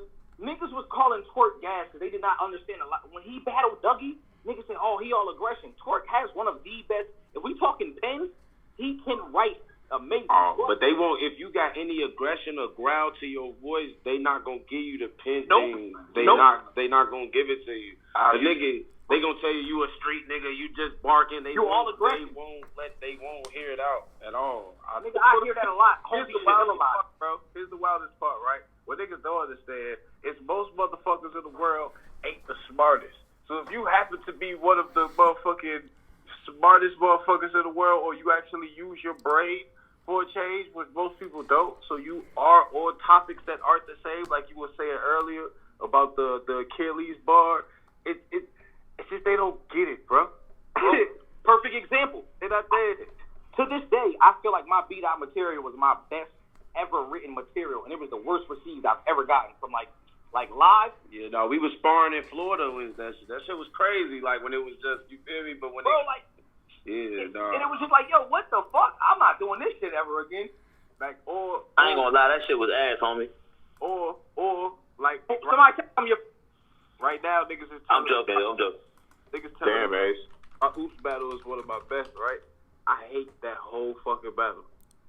Nigga, you did no rapping in that battle. All you did was dance.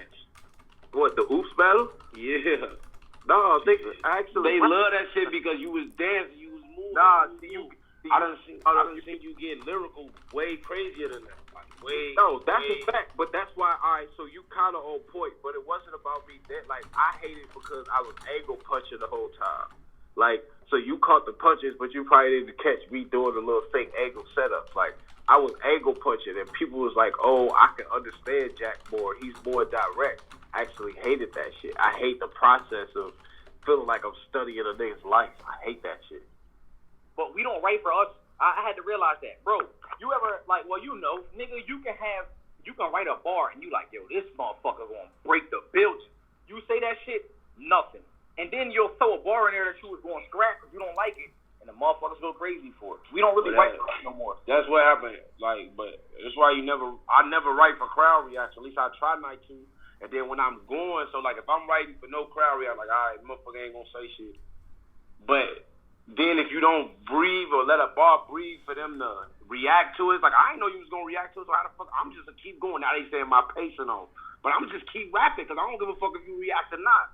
That comes from reading the room a little bit. That comes from reading the room. But you gonna learn that shit though, because you fired. You gonna learn that shit. That's what I was about to say. Just keep rapping until you learn it, because it's a natural thing you gotta learn on stage. And then sometimes, like for me, when I'm practicing my rounds, I can't practice slowing down and pacing for some reason. I just rap through like I'm being timed when I'm prepared. But when I get on stage and reactions happen, I start reminding myself, like, let them react, let it breathe, let it, and then it's naturally pacing. And then I'm in a room like Caffeine where it's not that many people, so I'm trained to just rap.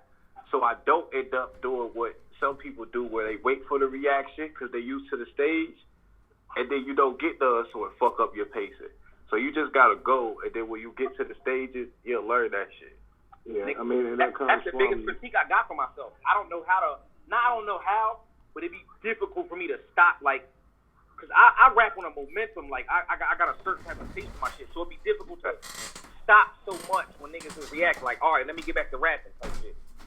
That's why it's always good to have, like, an extra clip or two loaded. I mean, I come from that era where you gotta go, when you go in a rap, like, you don't know, all right, this is the stash I gotta go into, depending on what the room is like. Like, you have your cypher raps, and then you gotta be prepared with an extra stash to battle. So it's always, to me, I think it's always good for a battler to have extra, just in case you gotta get in a certain bag, because maybe you're doing something that might not be received well, you might go into something else, they might receive a little better. You know what I'm saying? So I want to interject. Hollywood, and I just mean this with all sincerity, a nigga would have to literally pay me to write an extra round to have in the talk. Yo, listen, I was about to say it in a more broken down way, in a sense of, like, and I say this like Holmzie said, with respect. It don't even have to be a whole round. It could be like 8 bars. All right, this might work here. You know what I'm saying? And it might not work in this environment, but it'll work here. Yeah, or what if doing that, just like, to the ups side, your just know in the room. Yeah, or like doing that could up your performance in a way that increases your bag, so it's damn near like you are getting paid to do it. Yeah, but you got to figure the time that goes into prepping for a battle. You feel me? If I got X amount of time and I'm trying to work on a masterpiece, I know I only got X amount of time to work on 3 rounds. Right, and the 4th one might dilute the whole product as a whole. You know what I'm saying? Exactly. Yeah. Yo, I had an interview one time with Pat Stay after he battled Danny. Oh no, after he battled Averb. And if I remember in that battle in his third round, he had like this angle about like, yo, I'm a white guy in battle rap, like it's hard for me. And the crowd wasn't really receiving it well, and he stopped the angle midway and then went into like a whole different part of like another verse he had. And I asked him about. That's why I think people like him and Hollow are so dangerous, because I hear Hollow in interviews a lot say, like, if the crowd's not feeling something, he'll switch up into another bag. Like the whole first round versus Clips, he was gonna switch up the Kit Kat angle, but he saw the crowd fucking with it, so he stayed on the angle. Like the only time I ever wrote extra was the tournament, and that was just because I had bad time and didn't know who I was battling. I want to say my part of it is, I feel like the niggas who do that shit are on a different time scale than we are with battles. Like, for example, like, I finish a battle, I'm coming off stage, I'm already hearing the whispers of what's next. my performance determines what's next. All this, and I know I probably got a few days of mental rest before I'm somewhat back in preparing for the next battle. Whereas in these niggas know they battle like 3-4 months out. Yep. The negotiation period, so they get the right 4-5 fucking rounds because it's months out. Like, y'all see it at a certain time. Y'all get it in a month. Oh, Summer Madness coming. Sometimes y'all get it 2 months out. Please understand, at that level, niggas negotiated 2 months, a month and a half before y'all even got the announcement. You think niggas ain't writing as soon as they know that they being hit up to negotiate the shit? Hell fucking yeah. So they got plenty of time. I got like 30 days, 45 days per person. I'm not writing no extra round. Give a fuck with nobody. I'm not doing it. Hey, Jack. Me and B-Dot both battled on Summer Madness last year, right? Summer Madness was over. 20 minutes later, Smack, Beasley, and P was in the parking lot setting up our battle. Like you said, that shit be, you don't even get no break time. Niggas the event wasn't even over for an hour before the shit was booked. But then you go into, because the week after that, I go up North Jersey to do the promo. I watched Mook and Tay-Rock do the face-offs and all of that shit. And Goods was up there doing his promo for the Geechee battle. You get what I'm saying? And that shit didn't happen till December. So like the third or fourth week into September, Goods is promoting for a December battle. Whereas, nigga, if I'm battling in December of 2021, I probably won't know who I'm battling until November of 2021. Until the end of November at that. Yeah, word up. But do you guys accept a lot of battles like 21 days and below, like prep time? Bro, I have not done a battle with more than a month prep in 2 years. I mean, there's also like you also have to like decline those options too, no? Huh? You also have to decline those options so they can stop making them to you, thinking you're okay with it, right? Let me say this, Fred. Everybody, yes. Let me start with this. Everybody has the right to accept or decline whatever they fucking want on their own time period. That is on each rapper's own discretion. So at this point, any really complaint about time in a sense is on the rapper, yes. But also understanding the game, it's a keep up with the pace game. If you fall behind too far in pace, you will. Like if I sit out Civil, for example, right? Say I do the Oops battle and then I get on this imaginary ego trip, this high horse. I deserve this. I sit out Civil War.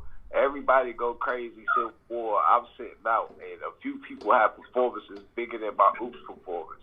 Now I may have been viewed here, but these people just moved themselves a fucking ahead of me. Niggas are still working. Then I sit out another battle because I ain't got what I wanted yet. And these niggas go crazy a fucking get. Now they get what I wanted, and I'm still sitting out asking for what I wanted, though they didn't work past me. And it's only on me. Now I ain't losing no value, but I ain't been gaining value as they've been gaining value. And so you're losing value in time. Yeah, bro. I am. Yeah, so it's like yes, you can sit, but if you sit too long and other people do great and excel where they've been, you start to hurt yourself by sitting. All right, so boom. No, go ahead. I'm gonna give an example when you're done. Go ahead, bro. So it's like, yeah, I'm done, bro. There you go. Nah, literally, that's what happened with me and John. So that's why people didn't understand like that. Yo, you chasing the battle? Nah, it's because when niggas don't realize that before gyms, I hadn't battled on URL for a year, and the reason was because I was sitting out waiting for the John battle. So the problem with me sitting out wasn't that I was sitting out. The problem is that you had Easy, you had Sick, and you had all these niggas steadily battling and improving their stock. So the perception was and is, them niggas is ahead of you in development because the niggas have been battling. But really what it is them niggas were regularly battling, so they were developing their stock. I wasn't. I was I was waiting on a battle that I was told I was going to get. So I wasn't going to do anything in between that to damage me potentially getting that battle, if that makes sense. Nah, a good example is Fonz, too, because, like, everybody in Ultimate Madness battled 3, 4, 5 times after him, pretty much, and he only battled twice individually, Av and JC, and you can argue that a lot of them probably are in the limelight a little bit more than him right now. But then I look at Easy, right? Easy only battled T-Top, then he went 6 months without battling, and he battled Rex, and now he's battling Chess. Before that, he battled Cortez and Danny. So he battled Cortez and Danny and set himself on fire. Then after the Danny battle, he got T-Top. Then that's what set him. He battled Don, Fonz, Cortez, and Danny in a 6 month time span. Right, Yeah, but then T-Top 6 months, then Rex, and then 3 months later Chess. Like then it's like he found a strategy of how to space it out. Yeah, but the thing was, his wasn't on purpose. His happened because, remember, he wasn't supposed to have been on volume.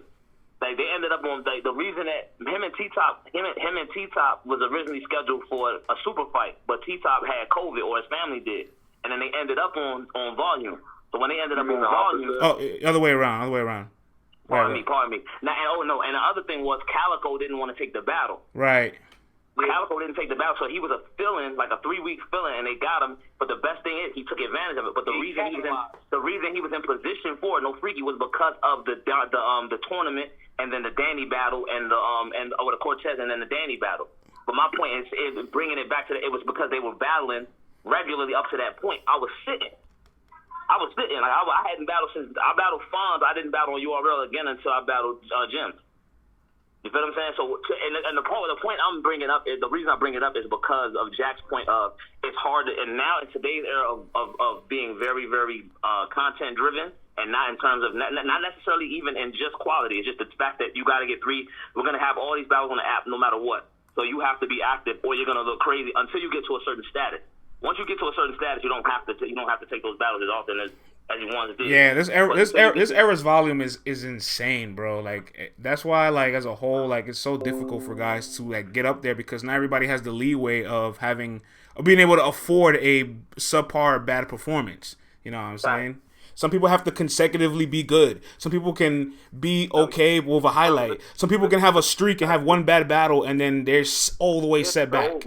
You have to hurt every time. This is why like people be trying to hit me with the Jack complaining shit, but I be trying to tell y'all, as well as y'all grade us as high as every time, also remember we fucking human, man. Man, listen. People got kids, people got other jobs, people got all type of shit. We human. I be stressed because we are expected to be perfect every fucking time. And it's like, if we be realistic at anybody's job, I can't see what you do, so I can't grade it. But no matter what it is you do, you are not perfect every fucking time. So stop thinking I'm a fucking robot. I'm not a fucking robot. I'm a fucking human, man. And sometimes my off day or my subpar day, the nigga that you might think is under me or might truly be under me just had a great day, or vice versa, or whatever the case. It's an everyday active sport, man. We fight hurt. We fight injured. We fight mildly hurt. We fight fresh. We fight fatigued. We do this shit 24/7. Ain't no break. Like, what y'all don't understand is there's no break. It's like basketball. They have an off season, but for the players in your brain, there's no off season. Facts.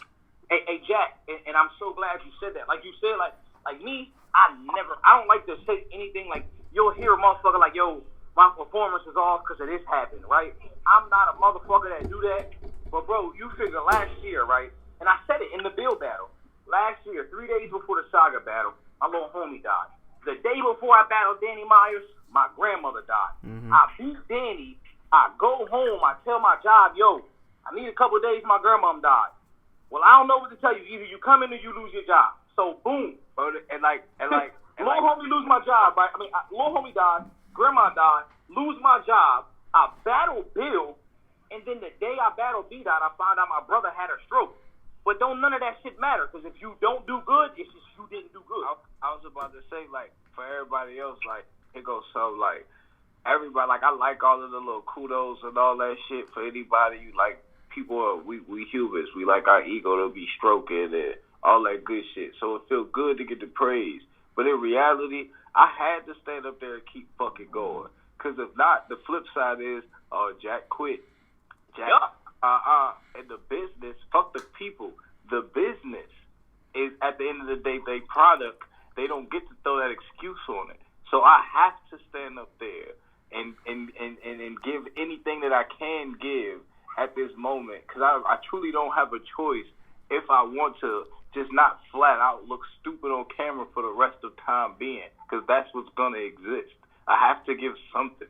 Like, it's not even like, man, it's deeper than what people be thinking, man. That's why I be kind of like, man, I don't want no.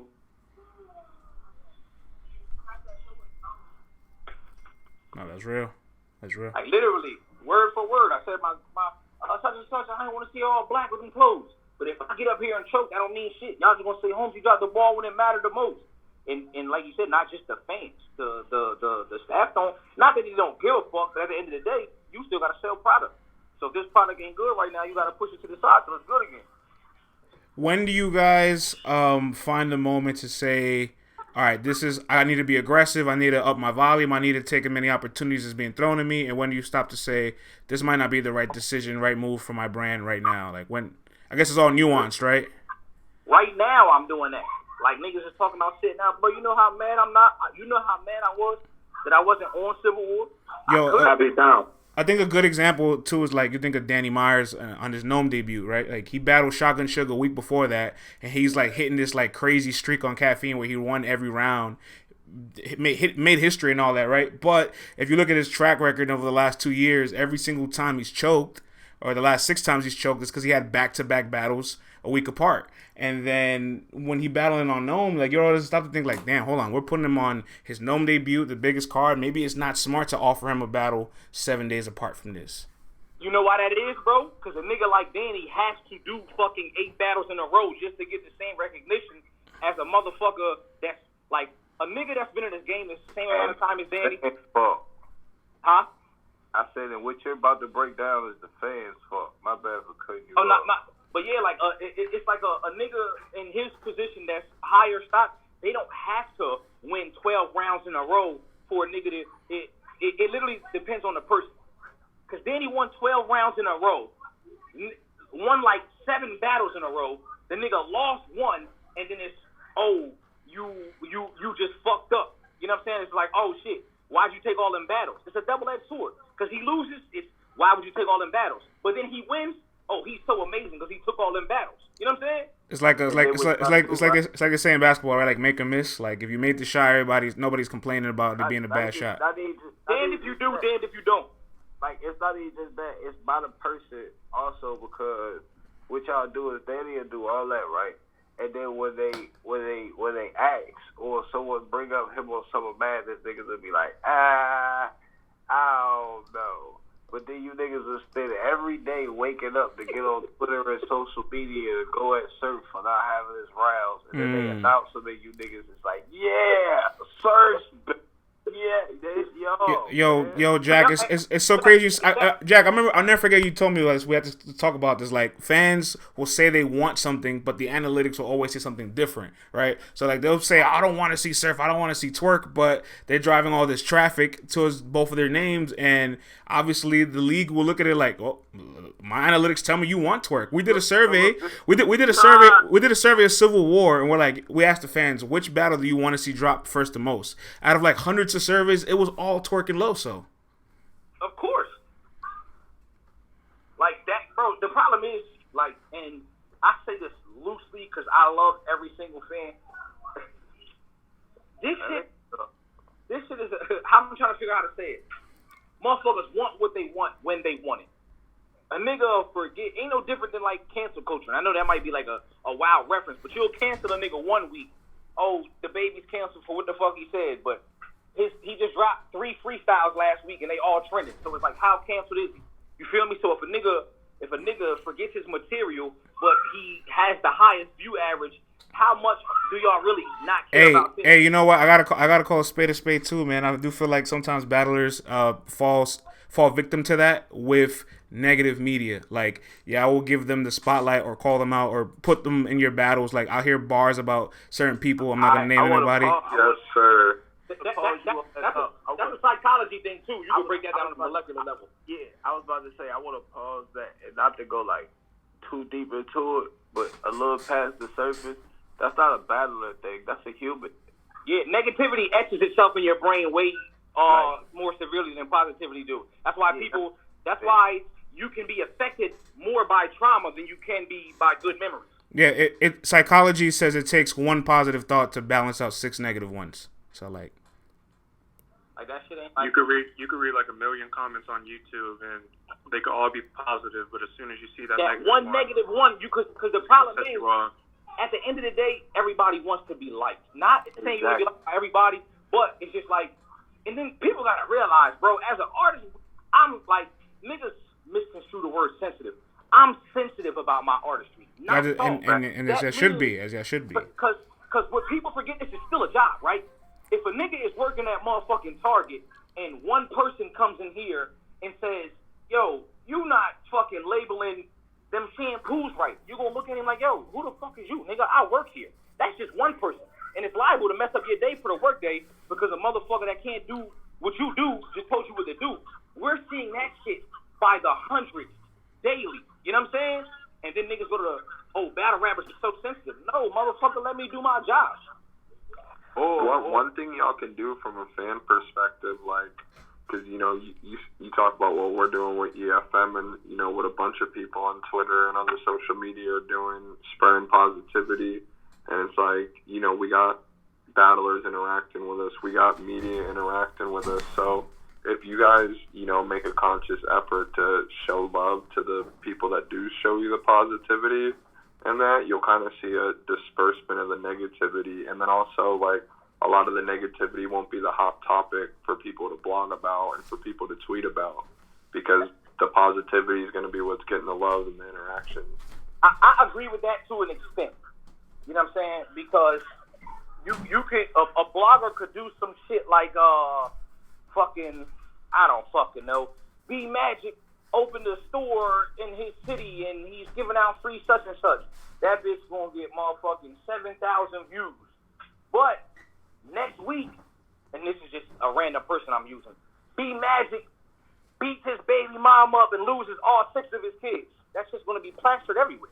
You know what I'm saying? It's the way the world is set up now and the way humans are set up, it's human nature to gravitate towards controversy rather than it's the. That's why. Well, I mean, like, somebody beating like 6 of their kids is like one thing, but like on the, like, to use your example, right? Like, okay, so somebody does a blog about B Magic walking to the store and it does 7,000 views. If B Magic shows that attention or, you know, acknowledges that, it might get 20,000 views or 50,000 views. I put it more in perspective like this and take it outside of battle rap, right? LeBron got his school, he promotes his school, he do everything you're talking about, right? But what is more of a daily news trend is watching him walk into his son's basketball game. He ain't even got to do shit. That shit is all over YouTube. LeBron at his son's basketball game. Drake at a basketball game with a little kid, high school basketball player's mom.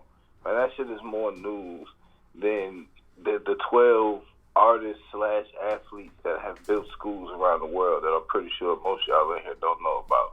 But you could probably tell me what Lil Baby and his goddamn baby mama is together or not. You could probably tell me how many people King Von killed, or you think he killed because the blog said it. But you can't tell me how many of these people got schools. You can't tell me how much money Chance the Rapper actually put to school shit into Chicago. Like, you can't really break that shit down. Why? Because that shit just not appealing. Like, it just doesn't stick out in your brain to you. It just doesn't matter. You haven't been trained for that to matter. None of us have been trained for that to matter. We have to train ourselves for that to matter. So even outside of battle rap, we can go all day with this topic. It doesn't matter what you do right now, because it's bigger than just battle rap. It's a psychological thing, like Holmzie was saying. Everybody just turns to the thing that the topics, it's a topic thing. You have to make it a topic. People have to get behind it. But people aren't getting behind what's smart, what's creative, what's new, they're getting behind whatever's the thing. Like, you know what I'm saying? Like, that's how it works, man. I mean, that's I read a book, right? Go ahead. Called Breaking the Habit of Being Yourself by Dr. Joe Dispenza. And he literally breaks down why people get stuck in certain cycles. Whether people would believe it or not, I don't mean this in a pleasuring aspect. Negative emotions are more addicting to your body than positive emotions are. And over time, when you experience those negative emotions for a certain period of time or over an extended period of time, your body craves it. So people don't be knowing. A lot of the average motherfucker, myself, and a lot of people in this chat right now are addicted to that feeling that they get when they see something that upsets them. They just don't know it. It worked. But this, all right. So, like, even to break it down past our list, right? A simple thing, like, whether something's a fact or it's not, that's just how the world works. If Holmzie, if you sitting in your living room, right, and I bust through your door, and it's just me, and I say, yo, bro, sky red, you gonna be like, yo, Jack, get the fuck out my face, bro. I'm not that shit, bro. But if I kick your door down, and 1,000 of us bum rush through your door, and we sweating, and we like, yo, bro, the sky red, you gonna get your ass up and go look out that motherfucking door. Yup. Because y'all all can't be tripping. That's how the fuck it's gonna take, whether we all tripping or not. And that's how the world fucking works right now, bro. Man, it's the internet, man. Really what that shit comes down to, there's more stupid people than there is smart, my nigga. And then when 100 stupid people get in the room, and you the only smart nigga in the room, you become the dumb nigga. And that's what happens. Niggas get on the internet, like you said, 1,000 niggas come in there and lie. Oh, the sky red. And what he just said, Holmzie just said, yeah, I got it checked. Y'all can't all be tripping. Nah, everybody can really be tripping. But if 1,000 niggas say it, you gotta feel like they not. And that's just where this shit comes in. Like, the internet gave a lot of niggas power. Yep. But the problem is, the biggest issue with that is not everybody wants to admit that they very well may be a part of the problem. Yeah, that's a fact. I don't even think niggas see it that they're part of the problem. You know what I'm saying? Like, you get trained into it so long, you really feel like this shit normal. Like, I really be having conversations with niggas, and sometimes they really don't see the flaw in what the fuck they doing. It's like, yo, this is crazy. I want to be tight, but I don't even think you really get it, my nigga. You know, you know what we've done? We found either emotional or logical excuses for everything. So we've made it to where almost nothing can be fact, and everyone has the right to interpret how they want, and then it's fact. We don't actually live off of facts anymore. We live off of, this is how I feel, so it's a fact. Oh, this is what other people told me they feel, so it's a fact. The lie is more entertaining. Like, you know what I'm saying? A-Verb's mom is not gay, bro, but that is a reoccurring punchline. It don't matter if it's not true. Rex was never a nurse. And their mom not retarded. Right. That was not my jam. It's a bunch of shit, bro. That shit is never in. It don't matter how many times. We're going to say this shit a year from now in this same conversation. Hey, yo, I just wanted to say something on the subject of the negativity and pursuing it and all that stuff. I don't know if any of you guys have ever read this book called Body Keeps the Score, and it kind of explains from a psychological standpoint the connection that the brain and the body has and why we chase after negativity and such. It's just an interesting book to check out. You said it's called what? Body Keeps the Score. Who's the writer? Hold on, I'm going to look for it right now. I just look it up. I appreciate it. I'm a book reading nigga, for real. Yeah, I don't read books, but I appreciate it. Nigga said, imagine Rex as a nurse. Yo, this nigga dead. Yo. I added you as a speaker, and that's the shit you say? It's big. That part right there, though, that shit, the negativity is bigger than battle rap. Like, that's just a human thing, man. Hey, Holmzie, I'm gonna tag you in a tweet with the author's name and the book and whatnot. But hey y'all, my kids want me to finish playing this game with them, and I'm about to get up off of this. Appreciate your conversation, though. Y'all be easy. Hey, salute, bro. All right, Holmzie. Hey, salute, Holmzie. Hey, Jack, I'm gonna hit your line tomorrow too. You heard? Say that, fool.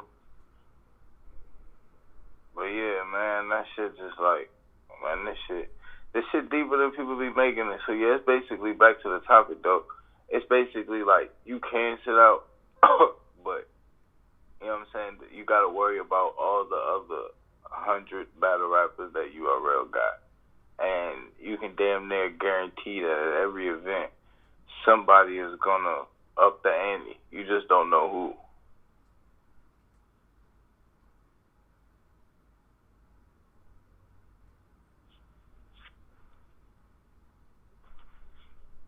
Damn, quiet as a bitch. Niggas got that revelation. They had to let that shit marinate, Jack. That's all that happened, my nigga. Oh, I say that. Jack just got crowd control. That's all. But, niggas, it's a fact. But no, but that shit is like, alright. So it's like I was talking to some people about this earlier. Like, a good example is, like, I got a lot of DMs today, like, yo, Circle's talking crazy about you, this, that, and the third.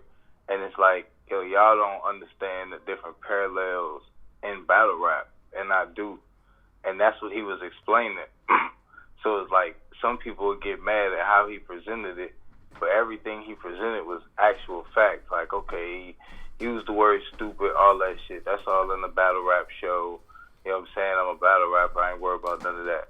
But past the name calling factor, all the things he was saying were facts. And my world, John's a level ahead of me, 2 levels ahead of me, however one would say it.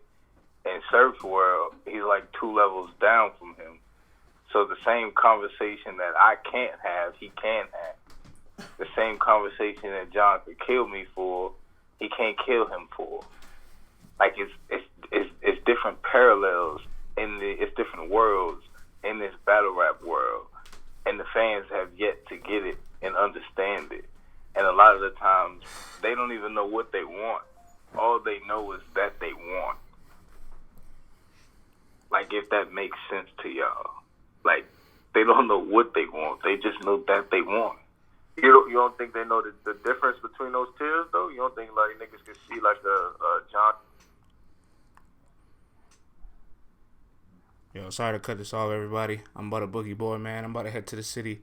I'm going to let EFM host their own space. I'm going to shut this one down. I'm about to dips.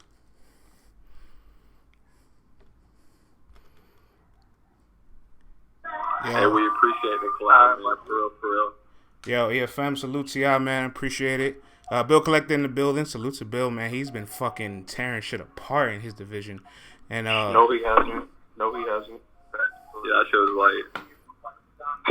Right. Salute. He got a 149. He needs to step it up. Respectfully. Yeah, I wasn't going to be the nigga to say now, but he kind of slacking. Yo, Holmzie, hit me up, Holmzie. All right, y'all. Have a wonderful rest of your night, y'all. Friends. Appreciate you, bro. Peace. Salute everybody tapping in, man. Everybody have a good night. Hey, salute, Bill. Salute, man. What's up, y'all?